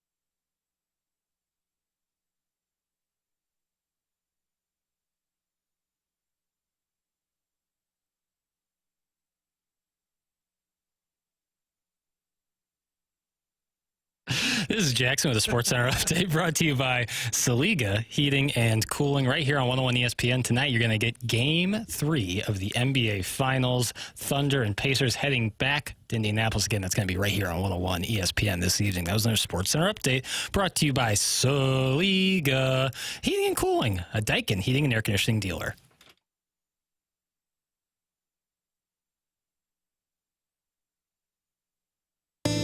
There's firecrackers shooting in the sky, a bottle rockets on the 4th of July. Roman candle wars in my backyard. Run for me and you won't get too far. Sparklers, screamers, and streamers. Cherry bombs, smoke bombs with your moms. Kids playing with the poppers in the street, burning them snakes all over the concrete.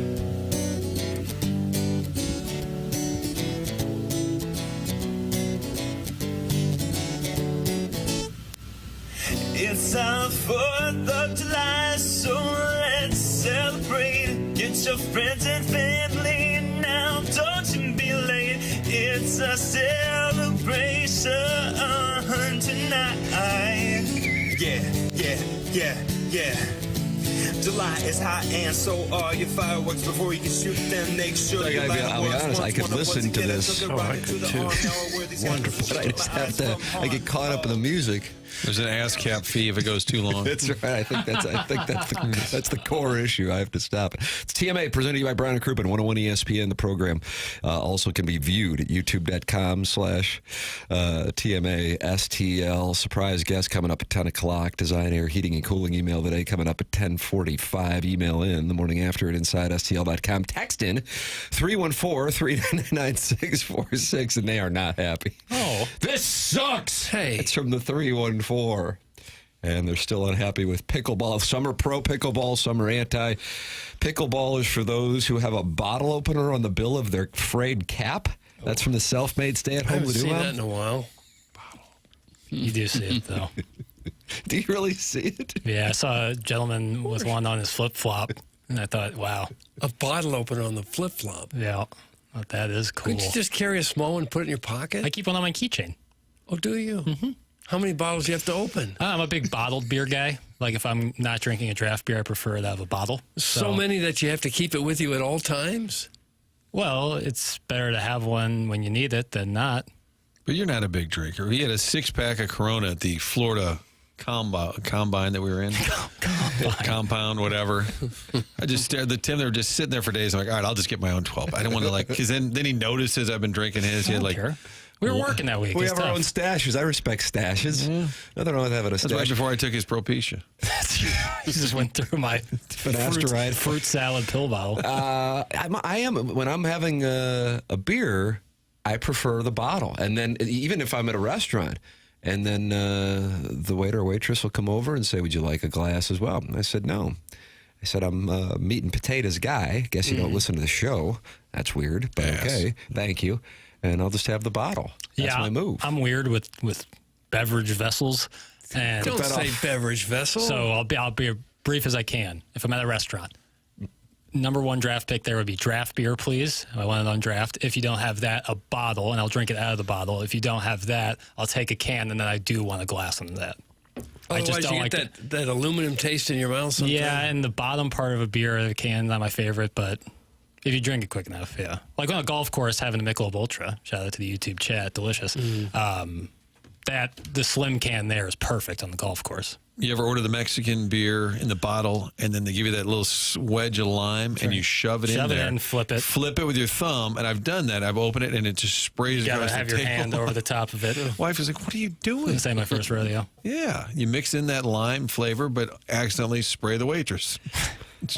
Jake in St. Genevieve, Martin, who is complaining about the golf talk, is now mad that people don't like pickleball. I can't imagine hating pickleball. Nobody is telling you to play. This is bizarre. It's from Jake in St. Genevieve, and this pickleball thing, and the Michelob Ultra YouTube chat is really got them going, causing problems. Who would have thought? Some don't see it as a legitimate sport, I guess. And for the record, I'm pro pickleball.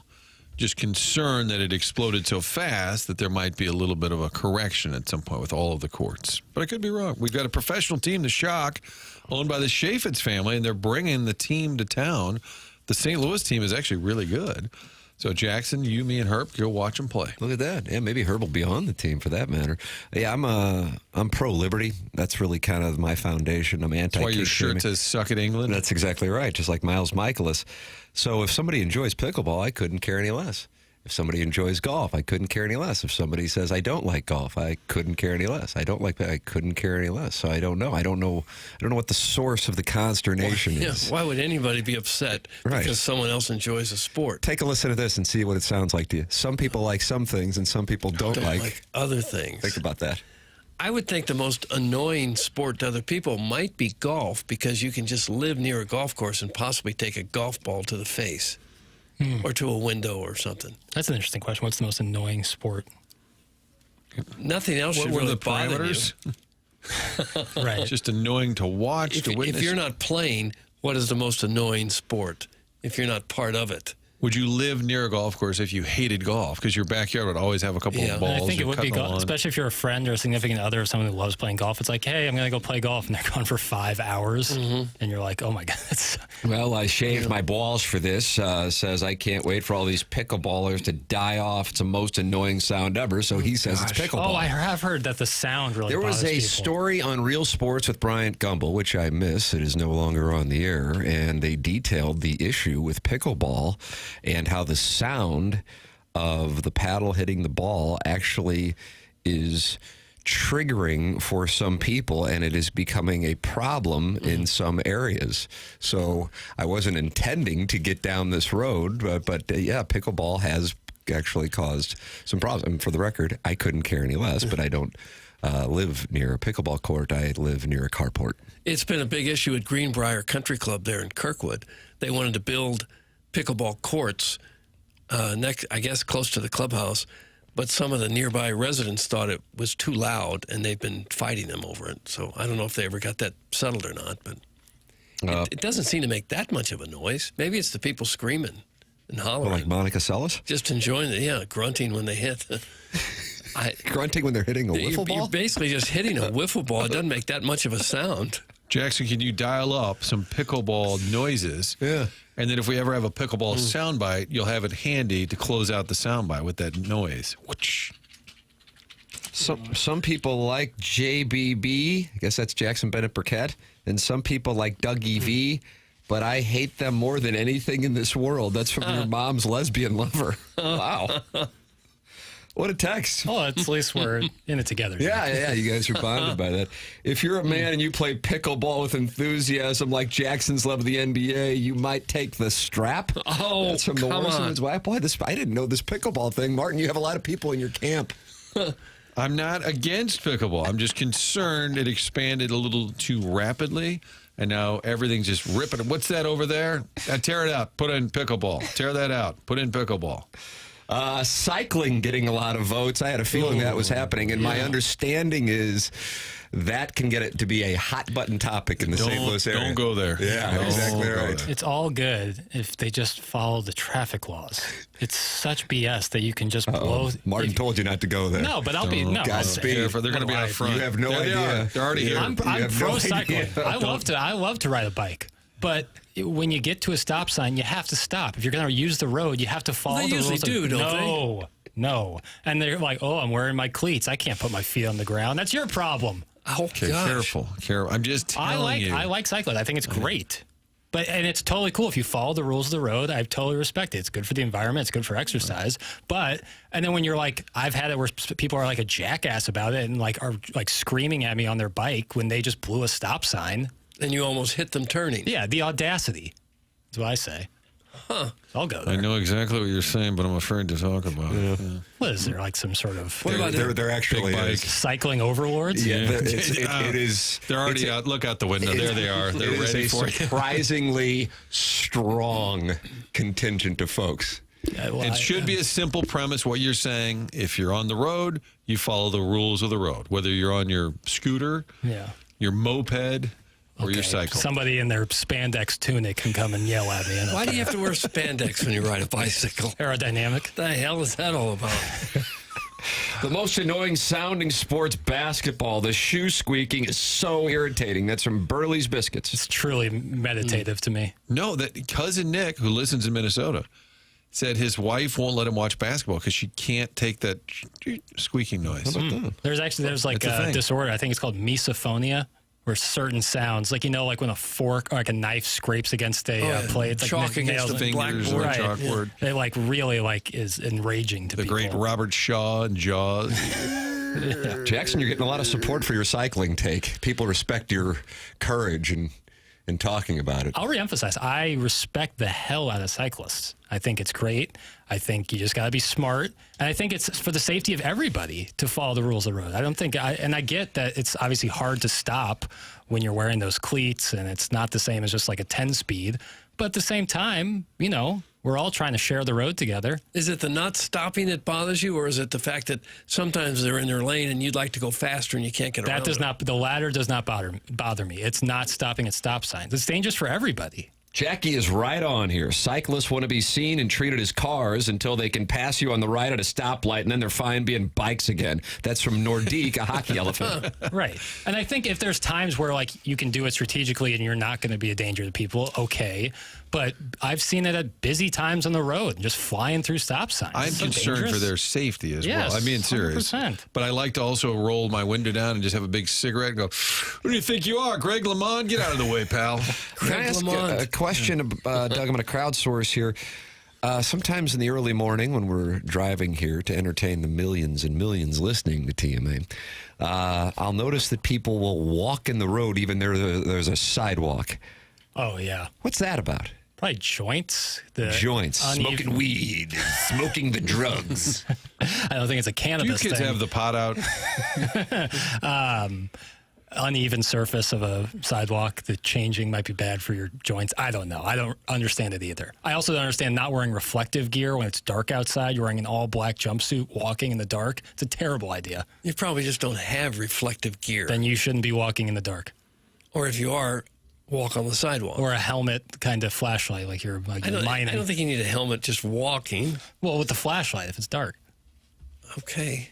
I'm trying to look out for the safety of everybody. I know you are. These cyclists can't be holding up the road, backing up cars 10 deep. That's from the Big Show. Boy, Jackson, you're getting a lot of support. But I don't agree with that's not my problem. Just riding on the road, they have the right to the road. They're allowed to be on the road, and they're getting exercise, good for the environment. Like I said, it's the not following traffic laws. That's where I really have a problem. Well, Jackie Papers taking his stand. A surprise guest, 10 o'clock, Stiefel dossier. And we have Max Muncy giving Clayton Kershaw's perspective on the Cardinals running the Matt Adams home run Sunday before his start. And Doug, hot furry action in which a former major leaguer is kissed by a mascot. We have the audio. That's next. It's TMA 101 ESPN.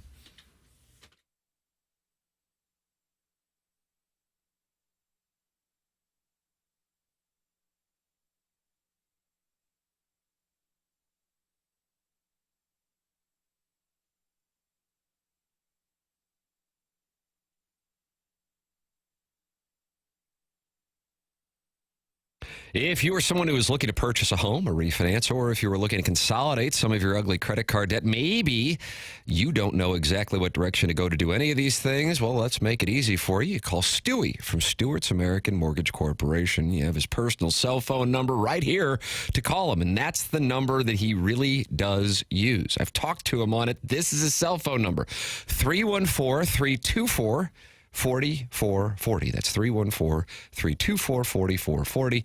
He's going to help you every step of the way. If it's a new home you're looking to purchase, he will get you to the closing table fast. Try 10 days, and he will get you the best interest rate possible. And he also has the bagel loan that can help you out as well. What's the bagel loan? Well, if you borrow $200,000 or more, there's no underwriting fees, no appraisal fees, no title fees, no lender fees, and no closing cost. Stewie is your guy, and he makes it easy. Any questions on rates, the industry, the trends, give Stewie a call. Call him directly on his personal cell phone at 314-324-4440, or you can Google the bagel loan.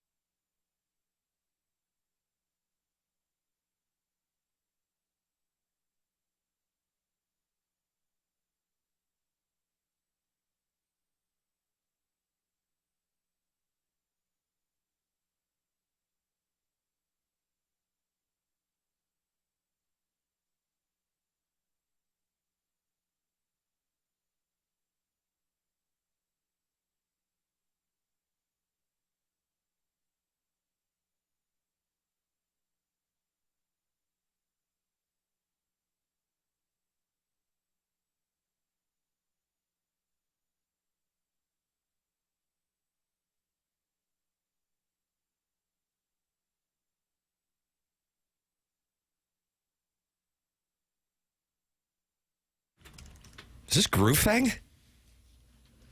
Hey, Mr. DJ. Hey, Mr. DJ. Huh. And what is our theme? Bangers. Bangers. Doug, today's theme is bangers. Banger, okay. I'm looking at the dossier. I Makes don't sense. see it. Yeah, it's a sneaker. Oh, I had a clearing the deck for you to file away. Okay. One of those 10-2s or 10-3s that I sadly miss out on. The other day, the Mariners retired the 51 for Ichiro and Randy Johnson combined because they both were teams, multiple players wearing significant 7. numbers. And they've retired the 4 of them. Yeah.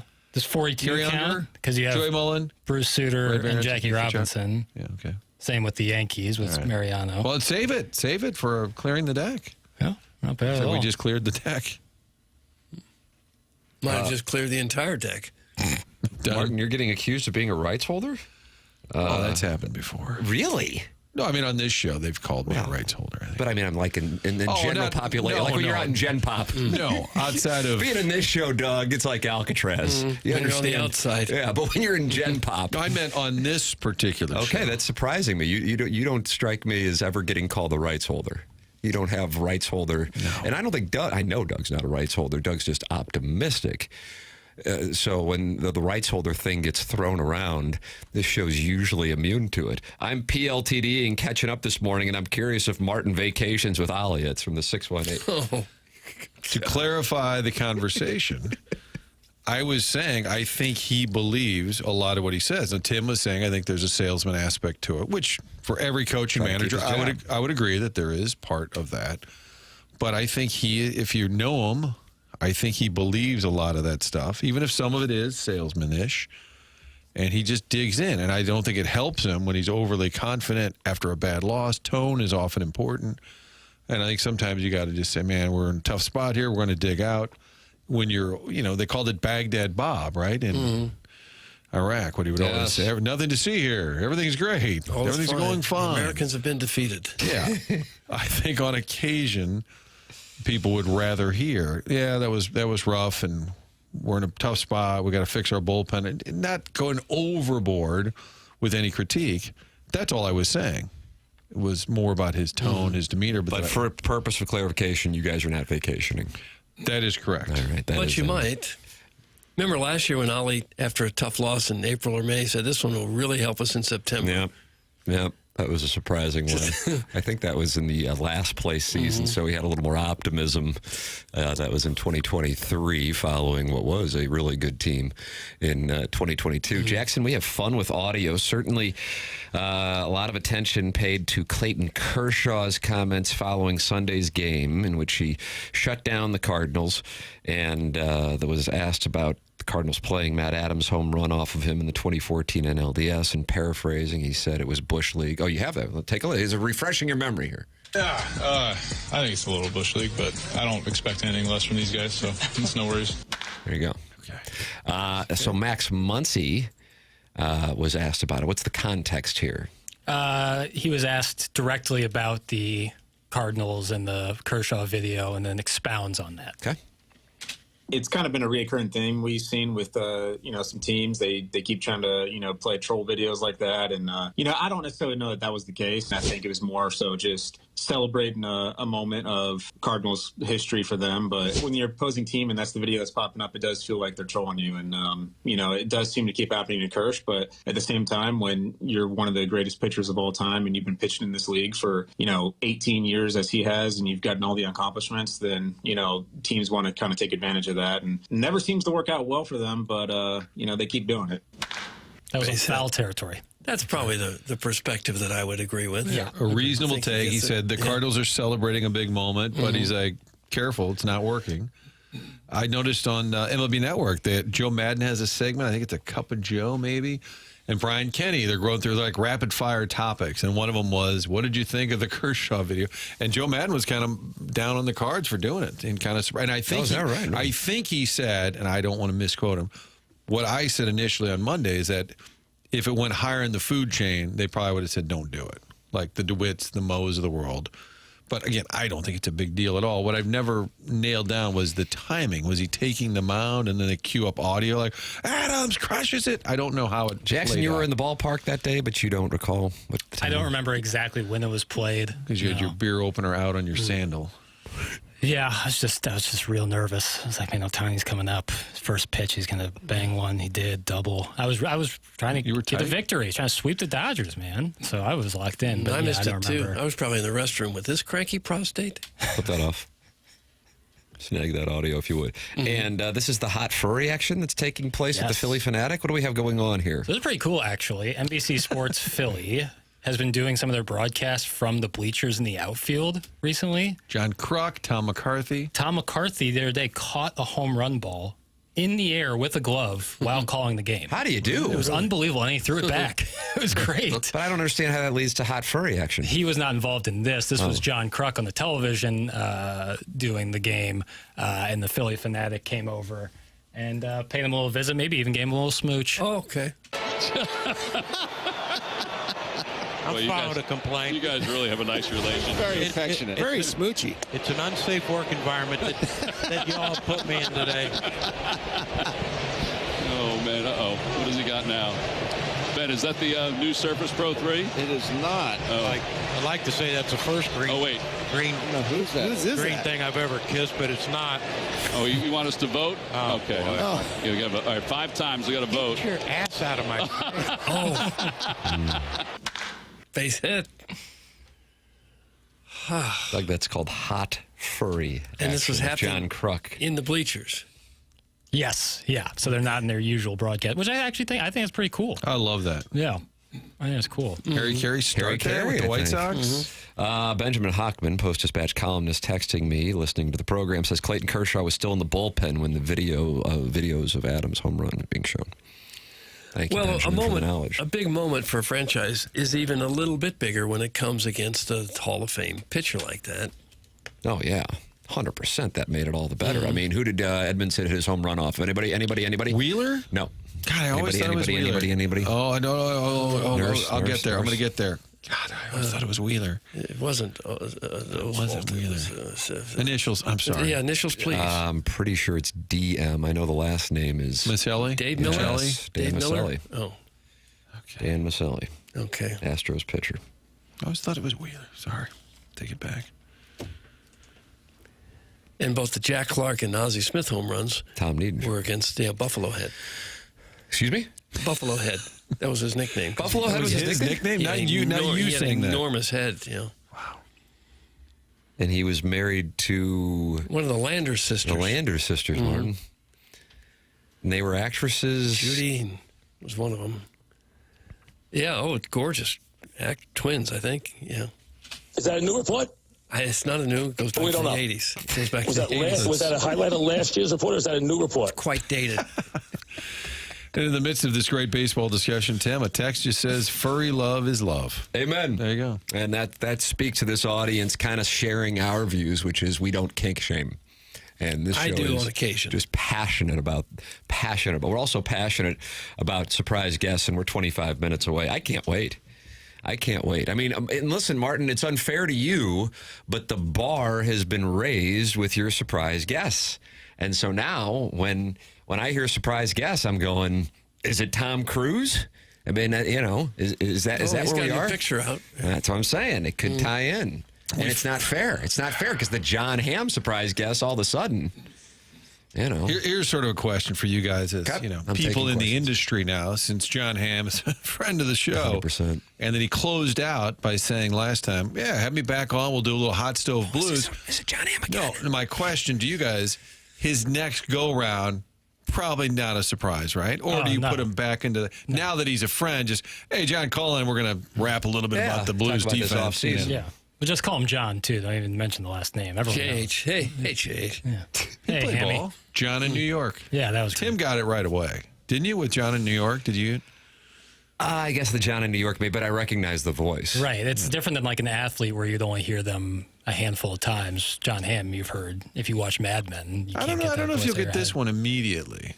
I agree with you. May take a second. Okay. Actress? Oh, gosh. Martin just doesn't give hints. I mean, he keeps that principle and he adheres to it. That's coming your way at 10 o'clock. We're at the Marcan Evergreen Wealth Strategies 9 o'clock hour right now. Here on TMA, we've been talking about this player survey that The Athletic just released this morning.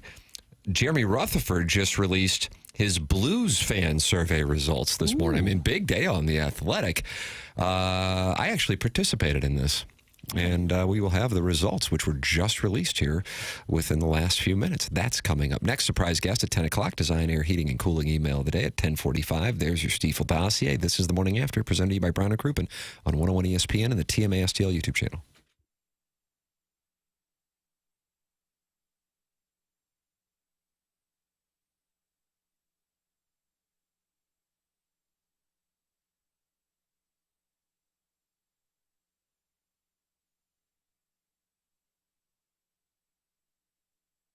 So many great savings at Schnucks. They just continued to lower the prices. The best thing to do is grab your groceries at Schnucks, and throughout the store, you'll see all these prices marked down, not just a special. These are markdowns you can count on. They also have those digital shelf tags telling you about other savings. Groceries have gotten more expensive. They realize that at Schnucks. They're doing their best to knock down prices on multiple items. It started at $2,300, and we just kept adding to the list. Easiest thing to do is stop by your neighborhood Schnucks when you're ready to load up on groceries, and download the Rewards app. That way, you're saving money in addition to getting those groceries. Every time you leave, you'll find out what your balance is. Stock it up, save it up for later in the year. Save $15, $20, build it up to $50, $60. It's great. Every time you have groceries, you're earning money into that account. Make sure you've got the app. They'll also alert you to things that you often buy when they're on special. But right now, so many things are already marked down. You're going to save money by stopping by Schnucks. And tonight from 6 to 7, stop by and see the City soccer players. That's the Bunker Hill location. They've been collecting food, the food drive here, Operation Food Search, City SC teaming with Schnucks. And tonight is the night to meet players and hang out from 6 to 7 at the Schnucks on Bunker Hill Road.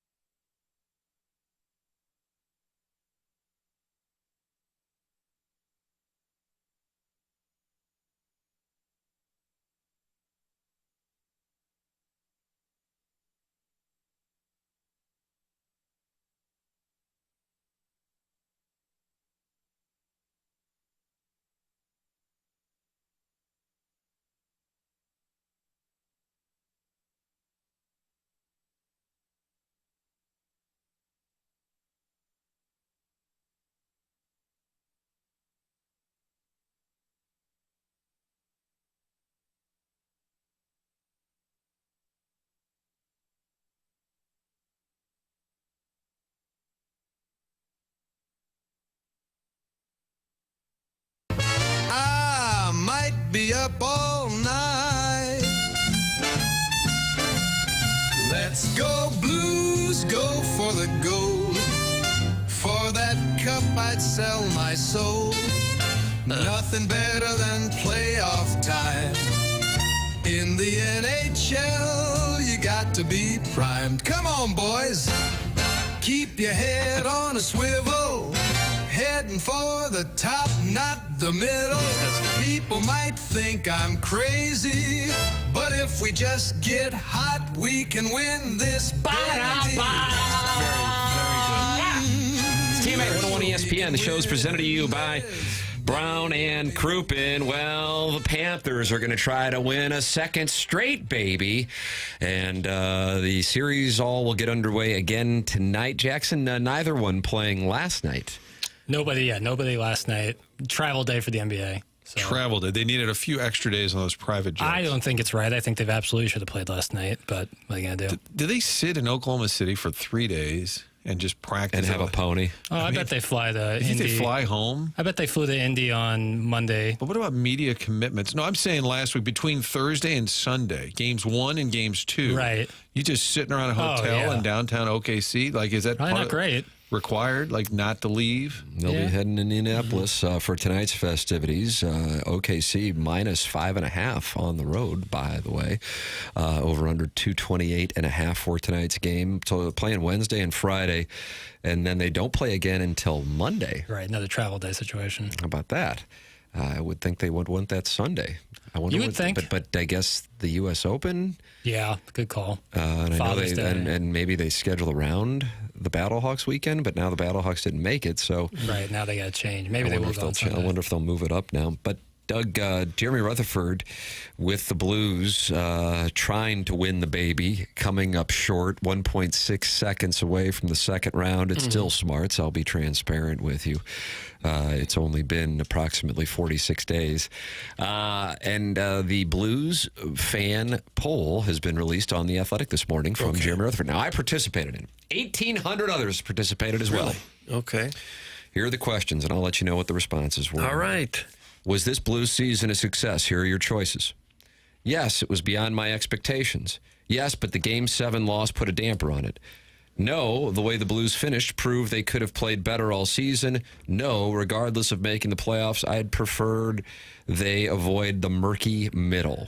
What would you answer, and what do you think was the most popular answer? I would answer the second one. Yes, it was a success, but the Game 7 loss put a damper on it. Martin, how would you answer it? Yes, it was a success, but Game 7 put a damper on it. That was my answer as well. It did not finish number one. Really? And that's because this city is constantly involved in its own balloon party, and everything is bright and shiny. Except for this text line. Our future and this text line. The answer was yes, it was beyond my expectations. More than half of respondents voted that way. And I would just tell you that's just horse crap. But you know what? We don't kink shame, and we don't tell people what to think. And if that's what you think, then God bless them. You do tell people what to think. Yes, and I kink shame. Most definitely I do. No balloon shaming is what Tim's talking about. Okay. I just don't know how you can. And I mean, you're 1.6 away from being one of 8 teams left, and you give up 2 goals in the final 2 minutes. But hey, if you forgot about that, then I doff my cap, because I obviously exist in a constant state of misery. And so I envy those who do not. 51.3% said yes, it was beyond my expectations. 45.3% said yes, but Game 7 loss put a damper on it. And then 1.8% said no, the way the Blues finished proved they could have played better all season. And then 1.7% said no, regardless of making the playoffs, I'd prefer they avoid the murky middle. You're shaking your head. Yeah. Who would prefer the murky middle? They avoid the murky middle. Oh, well, isn't the murky middle better than the bottom? That's getting close to kink shaming. Well, I'll kink shame. You don't want to be at the bottom. The middle's far better than the bottom.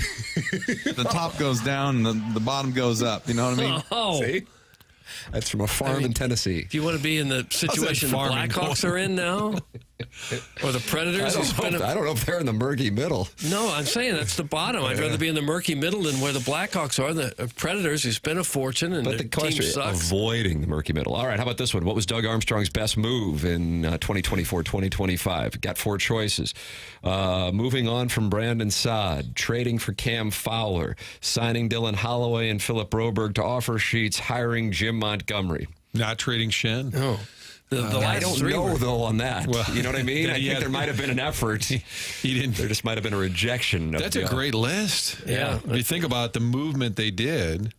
Isn't that to make nice? changes. That's all you can. I mean, if you're a fan of a team, it's like, okay, they're trying. Going back to the Dodgers thing and being the organization where he wants to play for. Doug, what would you vote for? The releasing of Saad seems like an afterthought because the other 3 things were all extremely positive. You can make a case for each of those, Fowler and the 2 players from Edmonton and Montgomery. I'll say Montgomery because that's when they really kind of turn it around after he came.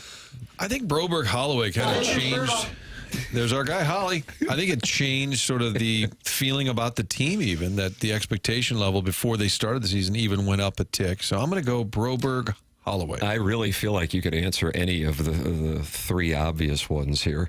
Nothing against the Brandon Saad option. That got 0.4% of the vote. I voted for Holloway and Broberg as well, Martin, but I mean, it's not like it's a shot at Montgomery's hiring or trading for Fowler. I will say this, when they traded for Fowler, and I feel like this too, I mentioned this on the podcast, when that move was made, and I feel like it was a Saturday or Sunday morning, it kind of flew under the radar. And I was watching Cam Fowler's interview with Andy Strickland and Cam Jansen on the Cam and Strick podcast, and he was making the observation that even though he's a guy, I guess he's from Windsor, but played over in Michigan. I think that was kind of the deal.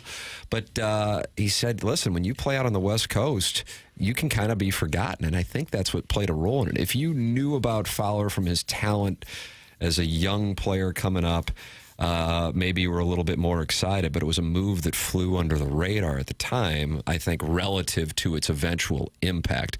The winner from the Gallup poll, 59.5% said signing Holloway and Broberg.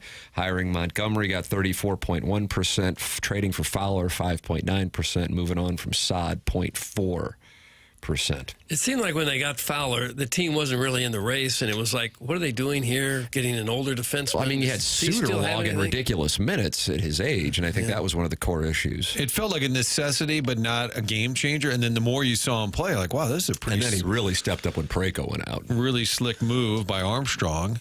And I also think the fact that Fowler said yes was a big, because he really wasn't sure he wanted to come And now here. he loves it here. Talk to his closing press conference after a day or two after they lost, really went out of his way to just say how the organization took care of his family, and he just couldn't heap enough praise on his experience. And yet, at the time they offered, he wasn't sure. He said he called around the league and asked people, should I do this? And him getting the approval from other people, or the Blues having a good reputation, went a long way towards that happening. That was huge. Your confidence level in Doug Armstrong. It's on a scale of 1 to 5. What is your confidence level in Doug Armstrong? 5 being the best? Yes. I'll give him a 5. Martin. Nobody's perfect. 4. I went 4 as well. And 55.2% answered 5. 40.1% answered 4. 3.7% answered 3. 0.8% 2, and 0.2% answered 1. Boy, you really got to be digging in if you got a level 1 on Doug Armstrong.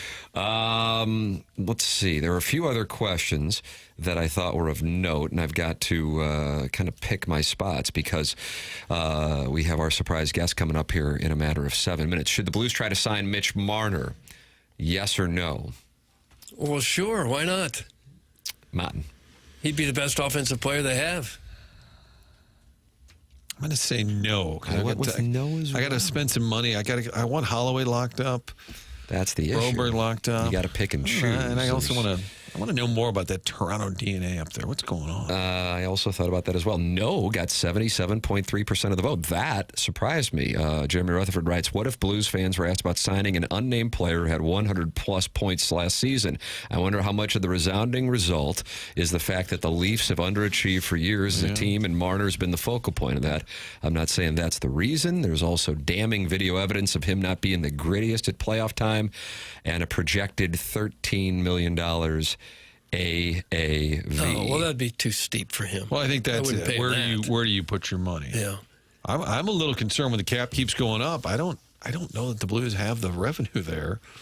And I'm being honest. I think it's going to be a stretch because the New York teams are going to have more money. Chicago, Montreal, they have a lot more money. That cap's going up, each of the next 3 years.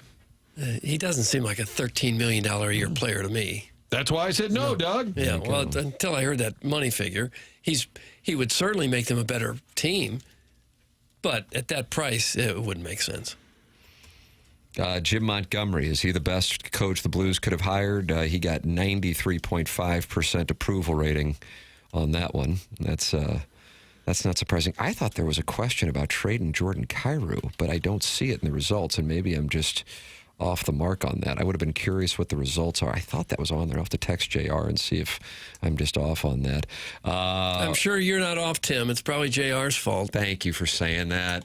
I think you're going to get I think you're going to get a little pat on the backside from me in the commercial break. So maybe keep the YouTube cameras on because we've got a surprise guest coming up in 5 minutes, brother. Here we go. Okay. Surprise guest. 10 o'clock right here on TMA. Who will it be? Jackie Papers or was it Martin? Or both of you said 90% approval rating from the audience? Can't wait to find out, Doug. Here we go. All right. Exciting Coming up times. next on TMA 101 ESPN.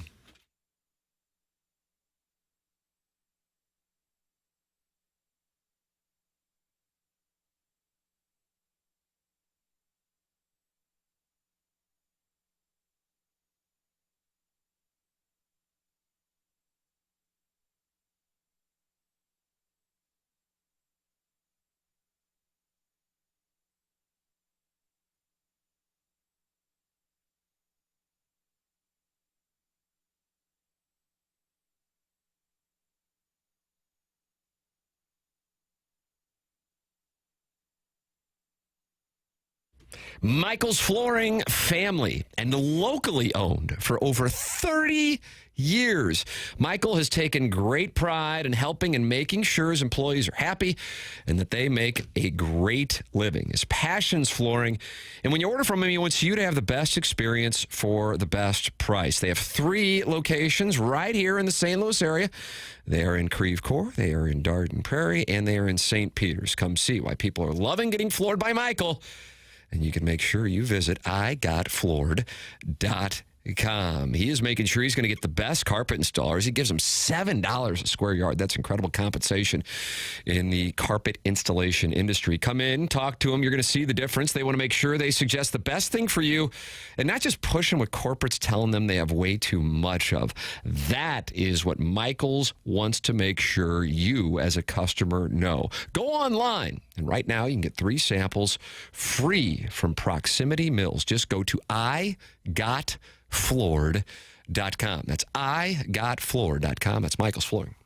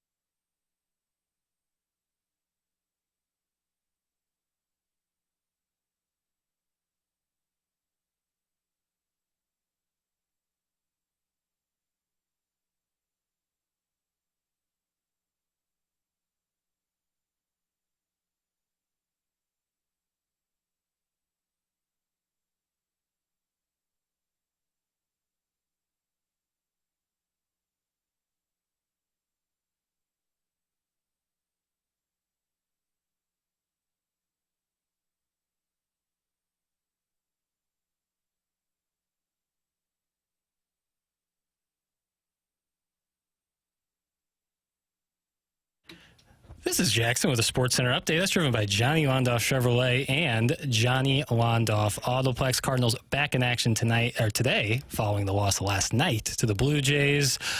They try to salvage a win out of this series. 1:15 is your first pitch with Matthew Liberatore on the mound. That was their Sports Center update, driven by Johnny Londoff Chevrolet and Johnny Londoff Autoplex. See them at Londoff.com. Chevy, together we drive. Are you kidding me?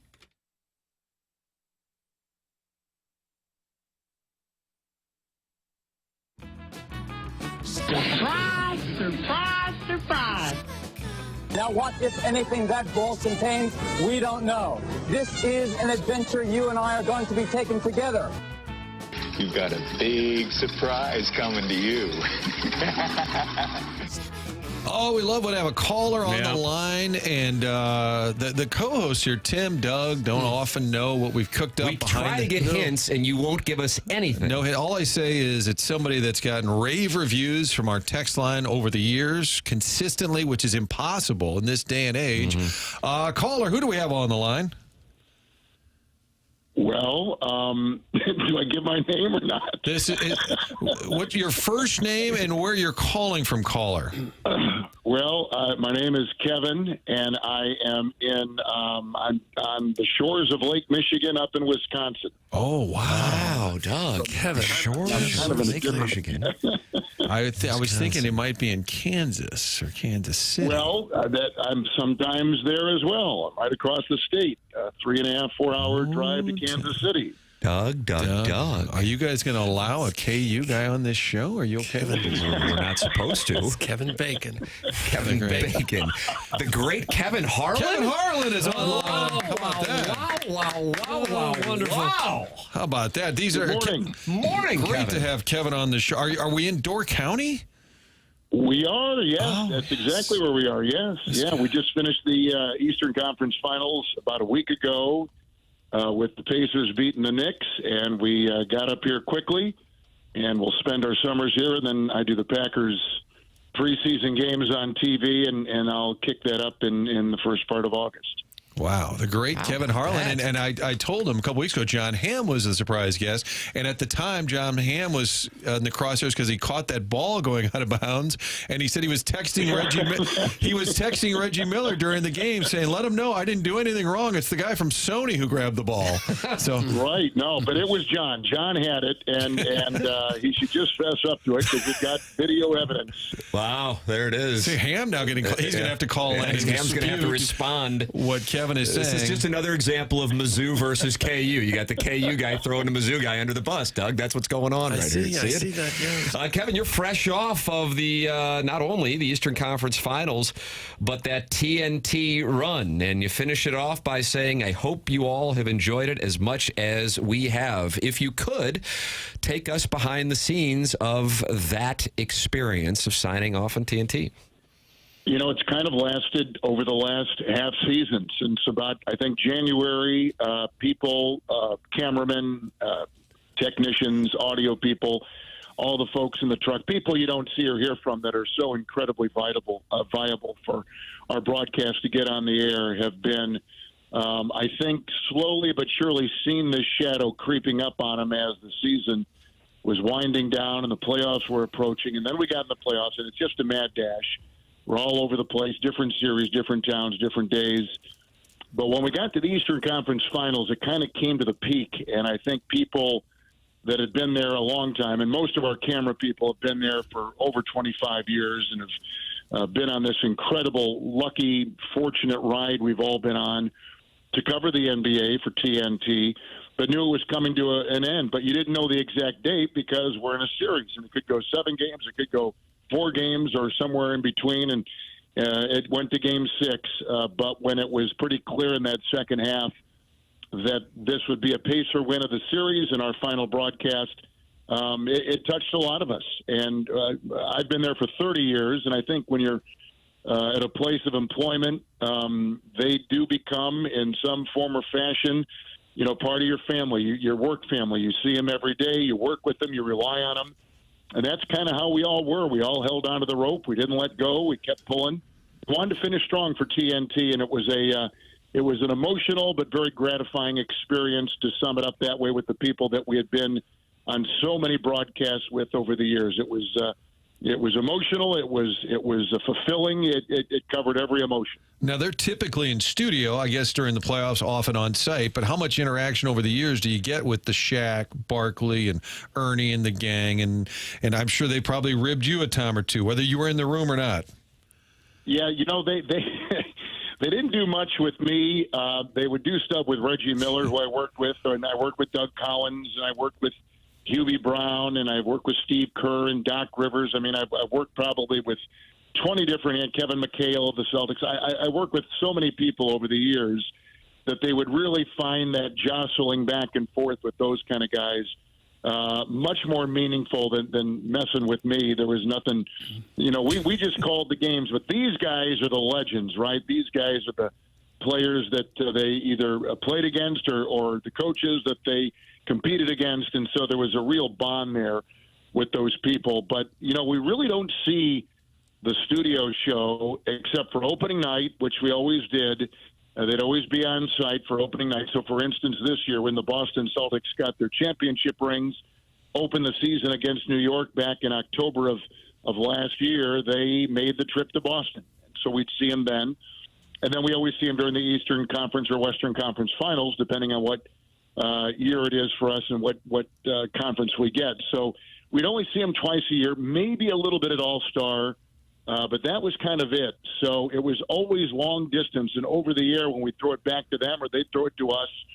But here's the thing that's so interesting about those guys, and we all have friends like this in our lives. You'd see them once, twice a year, and for whatever, amount. But it was always like they had seen you every day and felt like you were part of their world, and vice versa. We always felt they were a part of our world. So you'd see Shaq, you'd see Charles, or you'd see Ernie or Kenny, and it was like you're just picking up a conversation that you ended 6 months ago. So they're all incredibly great. The one people, what are they like?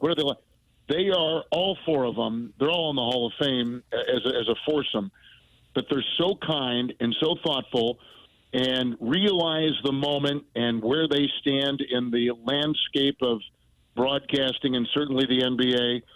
But they'd also sit down and have a lunch with you or visit with you on the ride to the arena. It really was incredibly gratifying to be with them whenever we were, in the same room.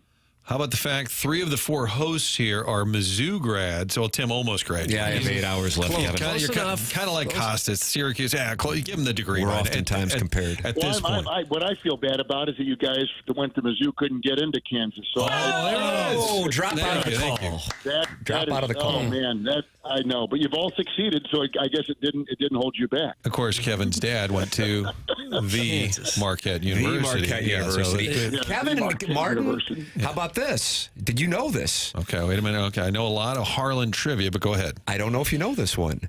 Me, you, and Kevin have something in common. Sigma Chi. Sigma Chi. I didn't know that. Fun facts for no and tell. Couldn't get into Sigma Nu. Yeah, I did not know that. Nice. Wow, Tom Selleck, John Wayne, Mike Ditka, Kevin Harlan. There's my Mount Rushmore. There it is. Sigma Chi. When I selected, I came from Green Bay to Kansas, and I only went there because the broadcaster of the Jayhawks at the time, a guy named Tom Hedrick, who had done the first Super Bowl on CBS Radio, did the 4th Super Bowl on CBS Radio.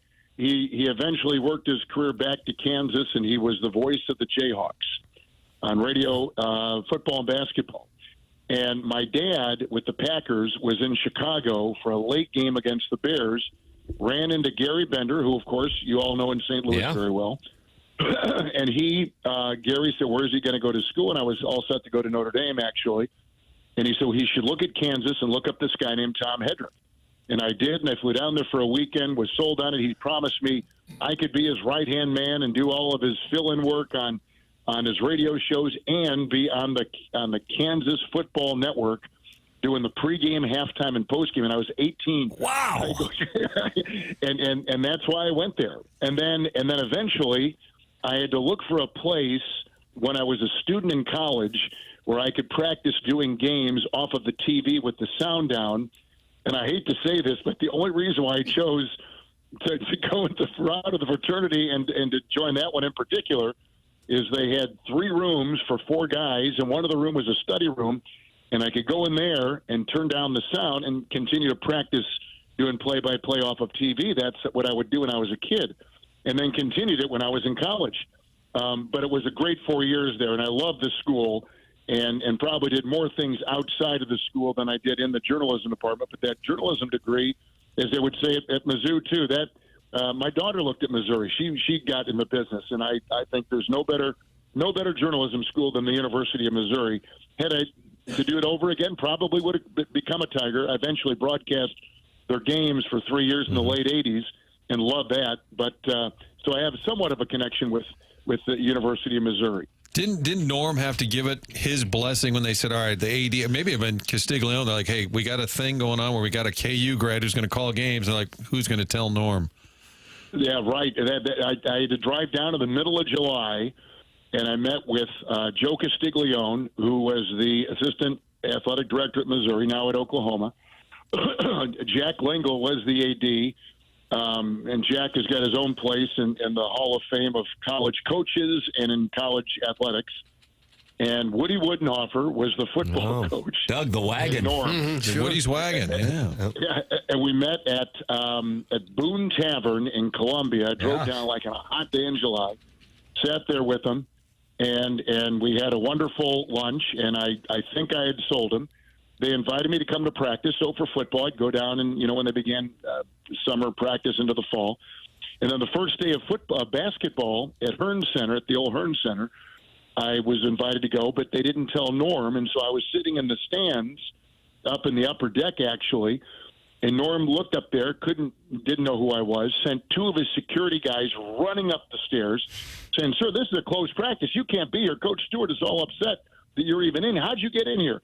And I said, well, I was actually invited by Bob Prendel and the athletic department to come watch practice. So they run back down, tell Norm. Norm runs up the stairs, and we sit there. And for like the first 45 minutes of his first practice of the season, we sit and talk. And he was great. And he said, hey, don't go back to Kansas City tonight. Come out to dinner with Virginia and myself. And then we'll drop her off, and then we'll go to some of the hot spots in Columbia. So that was my first. How about that? Huh. Yeah. Goodness. And he asked me to write the foreword to his book, so we became very. I just heard from him the other day, and he'll text back and forth on certain things that'll come up, and I'll text. So we still are in contact, and I love my time at Missouri. And quite frankly, one of the most gratifying things was the people that had broadcast those games in the past: Bob Starr, Dan Kelly, Bill Wilkerson, Costet, go right on down the line. All these great broadcasts, John Rooney, they had all broadcast these Missouri Tiger games over the years, and I was in their seat, and that was a great moment for me. It's an unbelievable list. If you look at it, Costas, Rooney, I think Joe Buck did some Mizzou for a couple of years. I think Joe did, yes. Yeah. I think he did. You're right. The great Kevin Harlan is the surprise here. Tim, you didn't guess it, right? You wrote down Scribble. No, I did not. This was not my... Kevin Bacon. Kevin Bacon is always a great guess. The thing that's... it's so intriguing to me, Martin, Kevin, and Jackson, our producer, both theorized the surprise guest, who Doug and I did not know it would be, would have a 90 to 95% approval rating from the audience, and based on the response in YouTube and the text inbox from all the comments, that's what it is. And what alarms me is in this day and age, usually broadcasters are polarizing. People either love them or hate them, but somehow you do manage to have a super high approval rating. And I wonder what that's all about. What do you think? What do you think has led to the high approval rating in an era where usually people in a high profile get a lot of criticism? Well, I didn't know that, and I thank you. That's very kind, and I'm kind of that's wonderful to hear. And you're right. It is not in our business very common. Local broadcasters always tend to get these high marks. I can only imagine what Jack Buck and Dan Kelly and Joe when he was doing the car, and John now. I mean, with these guys, people love them, and you become part of the fabric of their lives on the radio or on TV. If you're Cardinal fans or Blues fans or Mizzou fans, so that's very gratifying. I don't know.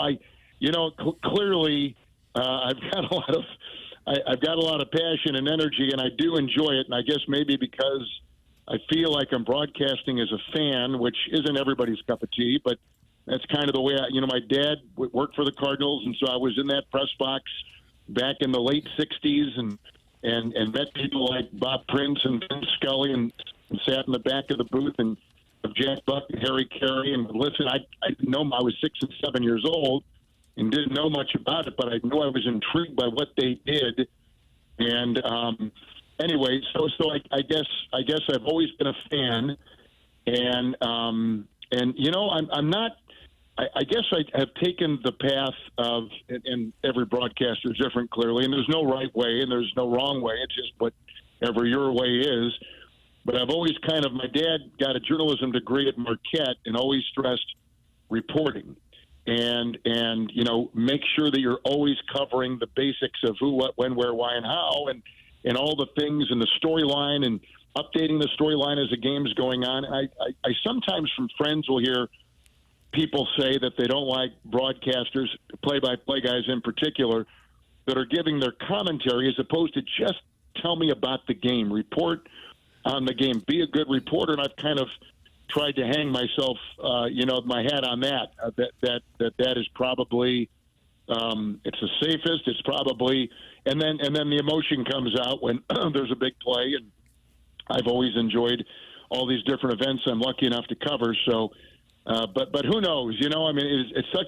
I always tell my wife, it's such. And our kids, it's a subjective business. You put 10 people in a room, four like you, 4 don't, and 2 don't care. And that's kind of what it's so subjective.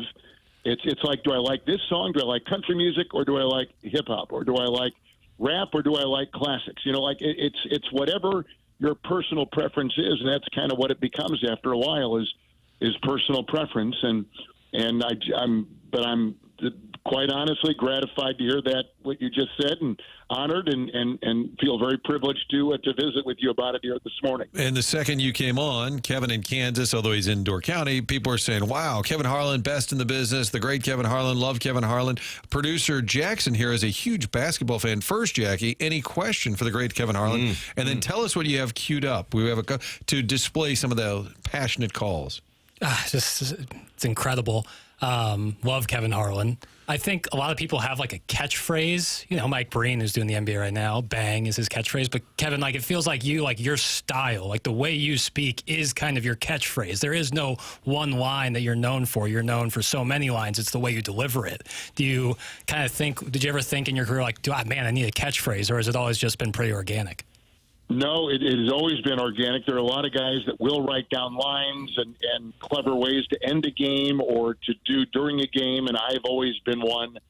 Kind of going back to, because I had a producer one time at CBS tell me that the best broadcast for everybody involved in the truck, the technicians, and all the people and on the air is to lose yourself in the game. In other words, don't be sidetracked or have your focus altered by noise or whatever. If you immerse yourself in the game, if you lose yourself in the game, you'll usually find that those are the best, most fulfilling broadcasts. And so I've kind of taken that to heart, and I'll go back and listen to my games, and I'll hear all this loud music in these NBA arenas or in a college arena. And I go, gosh, I didn't even know the music was that loud, or I don't even remember that song, or when they did that over the PA.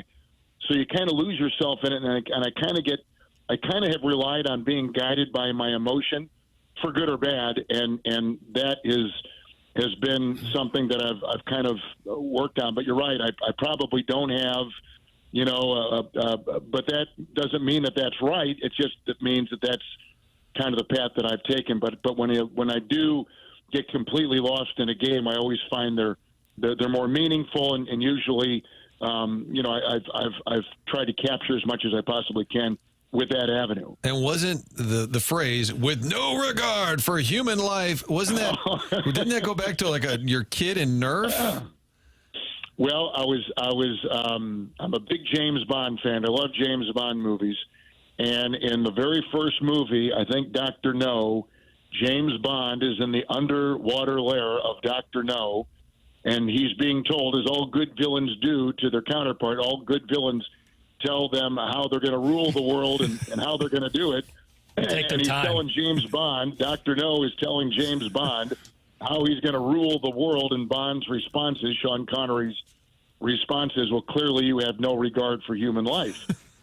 So when our little guy, we have 3 daughters, and our son is our baby, but when he and I would play Nerf basketball in his room when he was, 4, 5, 6 years old, whatever it was, we'd always go, oh, get that out of here. Oh, swat that away. Oh, what a shot. And we'd screw around. And if I'd knock away a shot, oh, you have no regard for human life, just screwing around. So fast forward to when LeBron is playing with Cleveland, Doug Collins and I are doing the game, and LeBron comes up with this gigantic dunk in a playoff game in Cleveland over the reigning Defensive Player of the Year, Kevin Garnett of the Celtics.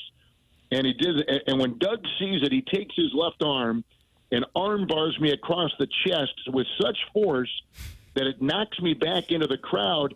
And literally, as I'm going, oh, with no regard for human, but I'm falling backward into the lap of this person eating popcorn in back of us, and that's where that came from. So it was one of the, I probably let a comfortable moment with my son in his bedroom playing Nerf basketball, trickle out into the call, but that's where that call came from. And Jackson has it queued up as we speak. Garnett comes out on LeBron. Now they switch, and here's Pierce again. A Smith screen.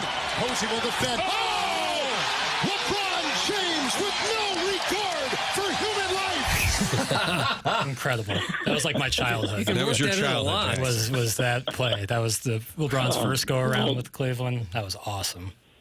I think it's interesting Thank you for playing that. I haven't heard that in a while. I think it's interesting, Kevin, that so many of the great sportscasters had it at a very young age. But Bob Costas, Joe Buck, Kenny Albert, going way back, Vin Scully. These guys were doing big-time stuff like right out of college. And I see you had an NBA job right out of college. It's almost like you've either got this ability or you don't. And if you have it, you get it right away. Well, I was lucky enough. I was working for KCMO Radio in Kansas City, and they carried the Kansas City Kings. And I was doing, while I was in college, finishing up my senior year at Kansas, which is known, as you Mizzou guys would know, the Harvard of the Midwest. Anyway, I changed my mind. I'm a Mike Breen guy. Oh, you're a Mike Breen guy. I do. I like Breen better, too. You went to Fordham. We were, I forgot what I was talking about now. What was your question? Well, Doug was talking about getting a start at a young age. You were at KCMO. Yeah. So I was working at KCMO, and I was doing a Sunday night talk show, and at the same time I was doing some high school play-by-play for a station in Topeka, which is known to people in the business. WIBW got a gigantic signal, but they would do a ton of radio sports.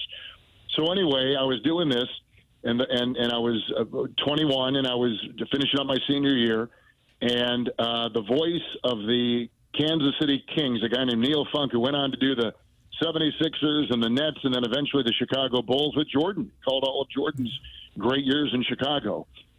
He left to take this job to do the 76ers in Philadelphia. They had an opening. I was young, I was cheap, and I think they just said, here's where we can save money and hire somebody who can at least pass on the air. And so the day I graduated, on my voicemail at home at our fraternity house, I got a call from someone in the Kings organization, said, you're our number one choice. Can you call us when you get a chance? And I called him the next Monday, and graduation was on a Sunday, and called him Monday morning and went in there for the interview and got the job. And so that was just the right sequence and intersection of movement, and I was there. The Kings left a couple years later, so I did them for 2 years, and they left to Sacramento. And when I was getting a chance to figure out what's my next move, would I go with the team to Sacramento? Wayne Larrivee, who's doing the Kansas City Chiefs, takes the Chicago Bears job with WGN in Chicago, and the Chiefs wanted to hear how I sounded in football. I really did not want to go to Sacramento. I wanted to stay in Kansas City. I met my wife there. We had our friends there. My college buddies were there. I loved the town. And but they wanted to hear me with Len Dawson, the great Hall of Fame quarterback. But they wanted to see how it sounded. Lamar Hunt was making the call. And Lamar Hunt wanted to hear how Lenny and I sounded together. and we had never done a game together. So Len Dawson, for the Missouri spring football game at Arrowhead Stadium, took his in 1985. Took a day off for him. Came out to Arrowhead. They had an engineer and a guy to tape the broadcast of the spring football game for Mizzou. I went to see Lamar and Jack Stedman, who was the president, and in his office at Arrowhead on Tuesday morning. He listened to it, and he signed off on it, and that's how I got the Chiefs job and got to stay there, and then had a chance to move on to other things. Relied on Bob Costas for a bit of advice if I should take the Minnesota Timberwolves expansion TV job in Minneapolis while keeping the Chiefs job, and he said, you've got to get into TV. TV is where it's going to be at. Followed Bob Costas's advice, and then the rest just kind of built on one another. But getting that job out of college, that was, I mean, I like all of us, we love the business, and I was so set on, I didn't care if I worked in Hattiesburg, Mississippi, or in Nebraska. I didn't care where I was going to go. I just wanted to do games, and this just kind of came up by the grace of God, and was able to get it and hold on to it, and it led to all these other great things in my very, very fortunate career. Well, so much fun to have Kevin Harlan on the show here in St. Louis. So many connections, too. He lived here from 1965 to 71. His dad worked for the Cardinals, worked at Marquette, went to if only Kevin had gotten into Marquette, things really could have gone. I couldn't get in, you're right. Thanks for pointing that out. So could have gone to Notre Dame, but couldn't get into Marquette. Correct. This is interesting. Things have changed by the time I got there. Cousin Nick, listening in Minnesota, says the pride of Premontre. Yeah, it goes back to Green Bay. High school days for Kevin, and now working with Kurt Warner. That's my favorite. If Joe is listening, Buck at Aikman's my favorite booth, of course. But Kevin Harlan, Kurt Warner is must-listen radio. Really in the tradition of Buck and Stram, the Monday Night Football call. Trent Green on Sundays with CBS. So many, again, connections here. Kevin, thanks for your time on the show. Listeners love it, and they hate us, and they hate everything else, but they love you. They love you. Well, I'm so flattered you'd tell me that about that poll or that survey, and it's always great when we come there for the Missouri Valley Conference Championship. I love getting back to St. Louis. It is part of I walked around Busch Stadium when I was there doing that weekend for the Missouri Valley basketball, and I know the stadium that I went to. I went to Sportsman's Park actually before. My dad was telling me the other day the Sportsman's Park had opened up the 65 season until the stadium was finished. But I had gone to a game or two at Sportsman's Park before it was the old Busch, and then walking around the new stadium now in that wonderful downtown is just the memories flood back, and that's what I remember. You remember moments like that and the people, and certainly Jack Buck was a big figure in my mind, and now to get to see his son Joe and see his incredible Hall of Fame successes. It brings life in full circle, but I'm gratified to be on with you guys this morning. Thank you so much. The great Kevin Harlan. Look for him at Wilson's getting an ice cream Sunday this summer if you're in Door County, or the place where there's goats on a roof somewhere up there too, I think, if I'm not mistaken. Al Johnson's. Al Johnson's. That's Sister Bay, it. Sister Bay. Kevin, thanks so much. Thank you so much, guys. A real pleasure and honor. Thank you. Thank you. That's the great Kevin Harlan.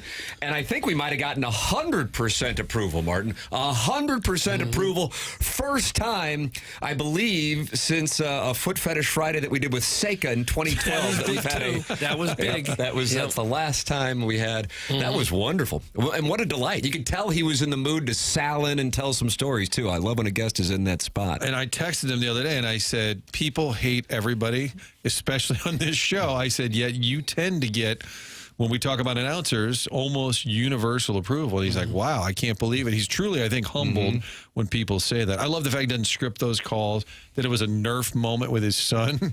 No regard for human life. Dr. No. The great. I found one person complaining. I'm like, you know what? I'm just going to disregard everything you say moving forward.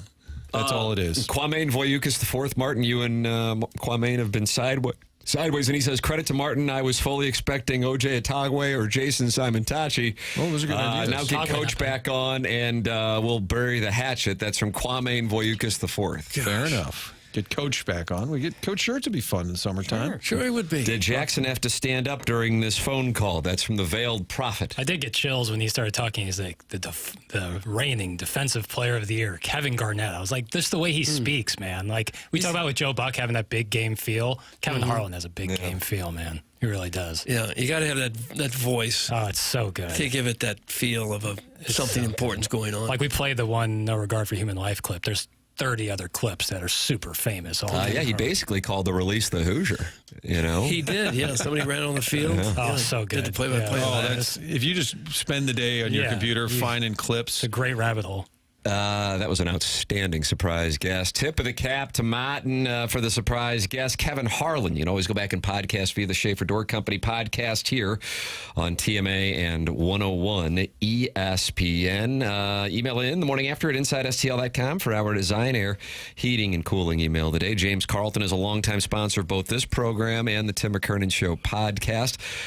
Little Jackie Papers, how about a QFT? Is that fair or is that not fair? If it doesn't work, it's fine. I'm hitting you at 10:30 with the QFT. As long as it's not, it doesn't have to be super brief. Oh, Well, he you're doesn't asking want a me on- 6 hour. He doesn't want a 6 hour. Well, I have Spread Zone coming up at 11 o'clock with Riz and Anthony Stalter, Radio Wars. And then I have a call at 3 o'clock, so that means we can't go any longer than 2 hours. Yeah, How we great can is thread that window. All right, QFTA will be coming up. You can watch that on the TMA YouTube channel. James Carlton, sponsor of both Tim McKernan Show and TMA. He's my insurance agent going back to 2019. That's James Carlton of the Carlton State Farm Insurance Agency, online at carltoninsurance.net. 4 to 25 5-star reviews for James Carlton. He's my insurance agent. You will be thrilled if he becomes your insurance agent as well, because he's going to save you money. He has a huge staff and things are taken care of right away. You call 314-961-4800. Somebody's going to answer right now. You can count on it. It's James Carlton of the Carlton State Farm Insurance Agency in Webster Groves. Design, Air, Heating, and Cooling email today coming up. And Martin, I know you have stayed late through onboarding. This story is going to maybe want to make you stick around. Oh, no. A big-time St. Louis former athlete possibly running for Congress. Wow. Congress. Wow. All right. That is coming your way on the other side of the break. This is TMA 101 ESPN.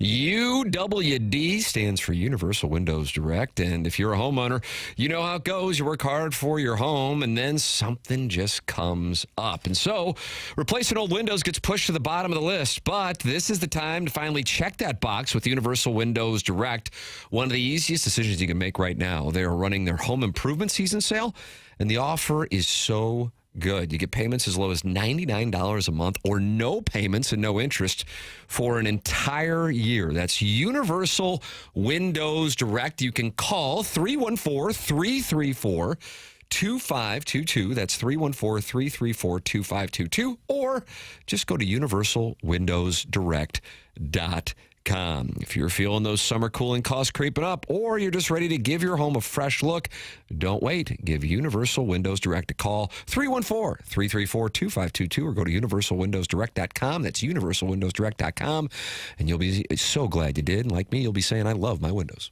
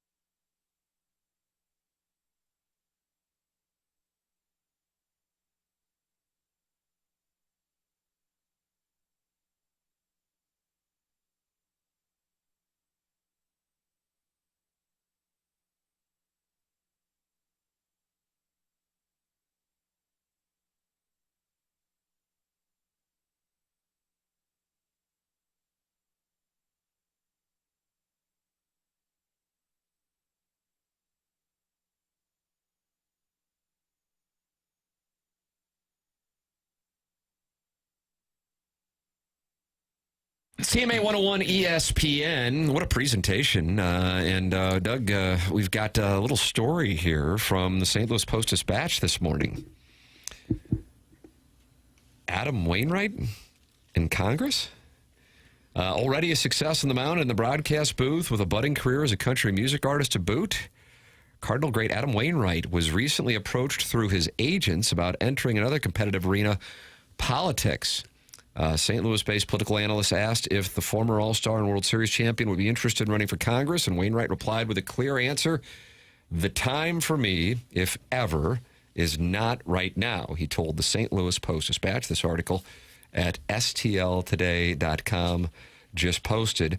The poll was conducted to find out if voters had a positive or negative view of Adam Wainwright, as there is an effort to look for who to challenge Ann Wagner and her 2nd congressional district seat. Adam Wainwright said when asked that he is honored to be considered for either party, they were adamant that I should take a run at it one day, maybe.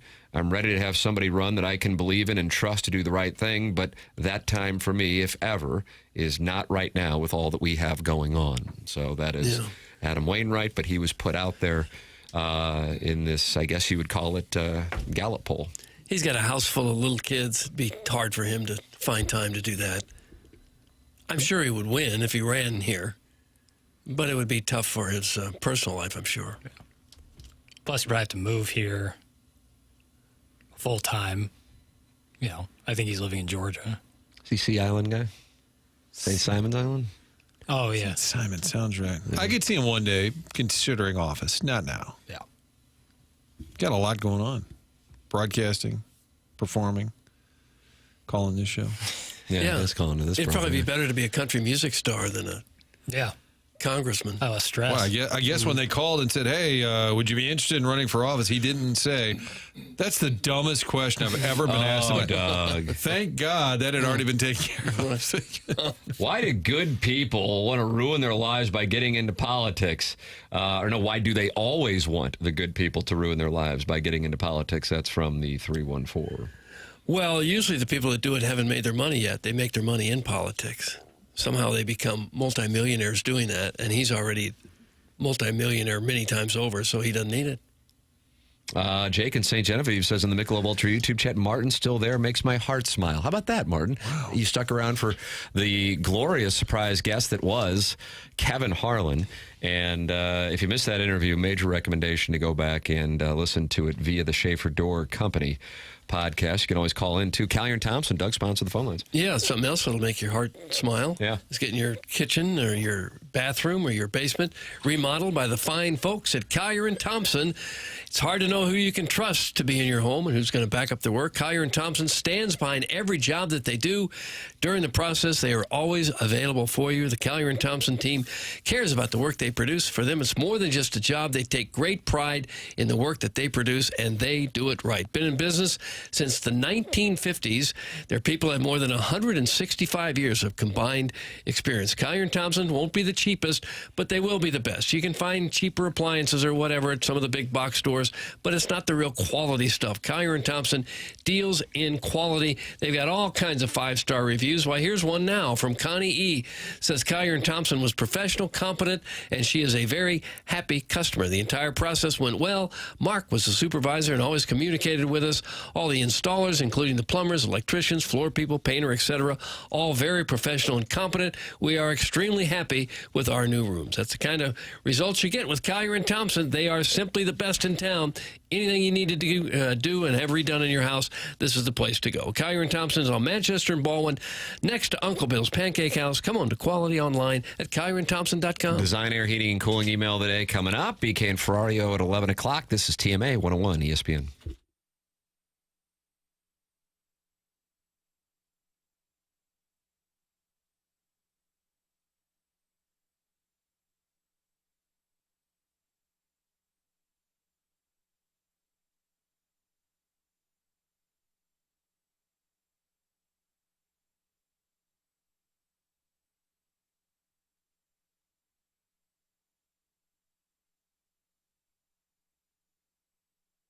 Dance Express is a local gem, family owned and family operated, right here in St. Louis, going back to 1992. Gray Wilson and his team are the go-to experts for paintless dent removal.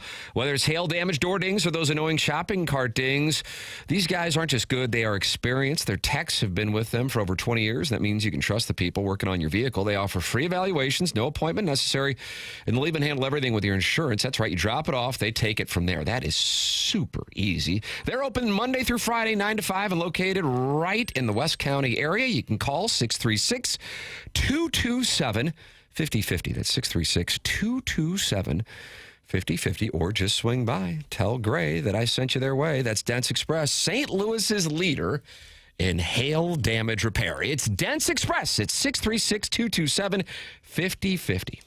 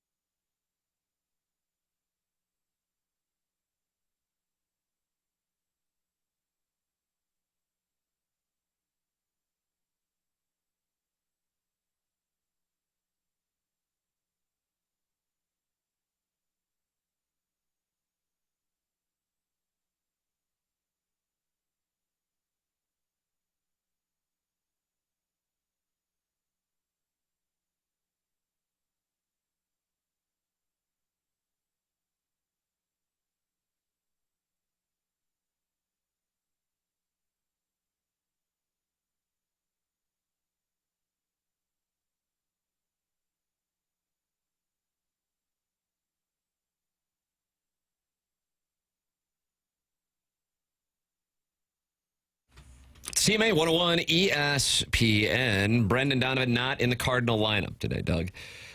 Blue Jays haven't released their lineup as of yet. I don't know. Maybe they... just 2 minutes ago. There it is. And Alejandro Kirk is going to try to hit for the cycle today. He is batting third, DHing. Why not? Yeah. Suddenly he's Lou Gehrig. The Cardinals will not have Donovan with the toe injury. Nootbaar, Wynn, Herrera, Contreras, and cleanup. Burleson, Arenado, Gorman, Pozo, Scott, Matthew Liberatore on the mound as the Cardinals try to halt the 3-game losing streak before heading to Milwaukee and dealing with the Brewers and also the Ghosts at the Pfister Hotel. That's also something to factor into. It's a story every time they go there. Yeah, beware the Ghosts at the Pfister. Design, Air, Heating, and Cooling email today will be coming up here momentarily. We had Kevin Harlan in this hour. Recommendation to go back and podcast that and all of the magic of this program. You can do so. The podcast is brought to you by Schaefer Door Company. 100 West Dental was the sponsor of the Closest to the Hole at the Dotem at Oak Valley. 100 West Dental's online at 100westdental.com. You can use my name. You get $1,000 off Invisalign. Just go to 100westdental.com. 100 West Dental is located on Manchester in Baldwin. That's Dr. Brandon Pryor and his team. I checked it out, man. I'm telling you this. You go in there, you do not think it is your standard dentist's office. All the new technology, and it is a place a lot of TMA listeners have started to go. You got to go see the dentist. It's not something you can avoid. It affects the rest of your medical health. If your dental health is not good, let Dr. Brandon Pryor and his team be the ones that take care of you. 100westdental.com. And if you're interested in Invisalign, use my name and you get $1,000 off Invisalign at 100 West Dental. Plus, they have the technology to show you what it look like before they even do it. It's 100westdental.com. Design, Air, Heating, and Cooling email today. Next, this is TMA 101 ESPN.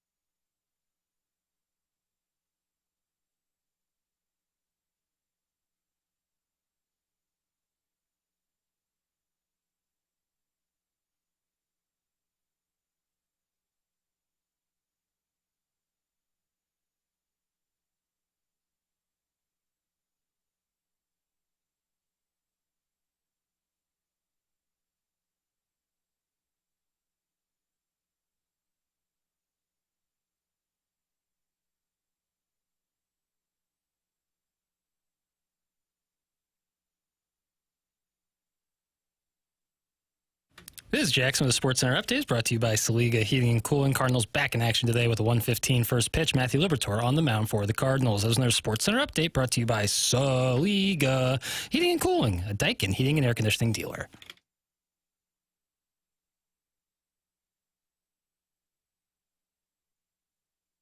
All right, Doug, let's get right into the Design Air Heating and Cooling email of the day. All right. Hello, gentlemen. I'm in a little bit of a dilemma. I just got a text from that Northwestern Mutual junior financial representative who did the Han bomb out of my crack, and he said he needs one more client meeting to hit his monthly $50 bonus. But if my husband finds out I've been seeing this dunce who stained his loofah again, he may freeze my assets. And with this shriving charcuterie business, we cannot have that happen. Also, my girlfriend Ellie and I find the real-life photo below of real-life curious girls. Found a mutual interest in the club cleaner at our dreamscape of a club.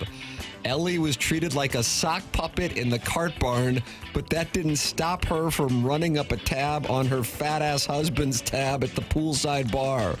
What a babe she is. Also, this is your last chance to order anything or everything for Plowsy's or Sweet Sweet's wedding.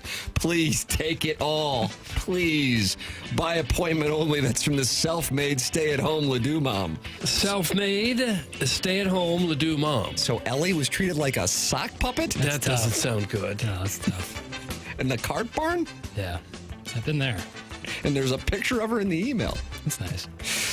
You hear that? That's the sound of middle-aged white dudes spending $75 in gas crossing state lines to place $2 parlays like it's a back alley liquor run during Prohibition.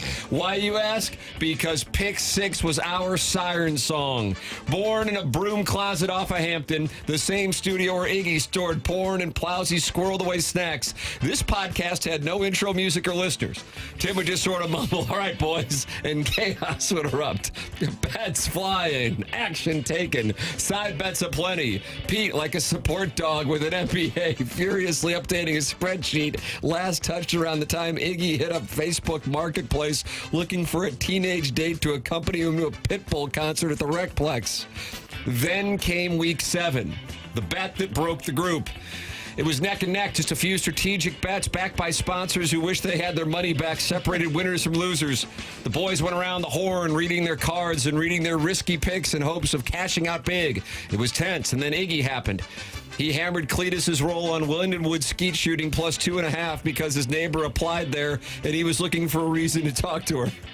But Prod Joe, presumably after a rough day parallel parking Pontiac Sunfires, decided to burn it all down and announced Iggy still owed 5 units, roughly $2.50 from 2019, and refused to accept his picks. Time stood still as Iggy whipped out a crumpled up North County Pasta House receipt and waved it down the barrel of his old man Jitterbug phone's camera like it was the Treaty of Versailles, claiming it was somehow proof of settlement. Tim fell out of his chair, laughed hysterically. Jackson fetched Tim's dry cleaning because he wasn't allowed to partake in adult conversations per his contract. And Pete, poor Pete, just cried into his oversized fitted Stetson and vanished, never to return. Legend had said he now works for the city collecting dead armadillo and unused Cardinal tickets, finally putting his 9 years of college to good use. After that, ghost town. Some say if you listen hard enough, you can still hear the faint sounds of G Unit zooming in from an underground bunker, face still blurred by an unearned ego that tells himself middle management and enterprise demand secrecy, breathing heavily and mumbling on about crypto to no one. But Pick 6 didn't die. It faded, like Martin after 10 a.m. And to us, it was never about the bets. It was about tailing Tim to cash out a $40 over for $6 in Illinois, then DMing him the screenshot and hoping he asked us to be his best friend. And then he'll leave his family for us, and we'll move to Florida together. Best, that's from Are You Phil Elfrink. God, that's what we have for the Design Air Heating. My goodness, that was long. Phil Elfrink. Really long, Phil. You worked on it. I'll give you that. You tried hard. It was good. Who you but got? It was too long. Stay-at-home, self-made, stay-at-home Ledoux mom. Yep. Self-made stay-at-home Ledoux mom is one. The Design Air Heating and Cooling email today. Our thoughts and prayers with Ellie. Time for us to go. BK and Ferrari up next. Bye.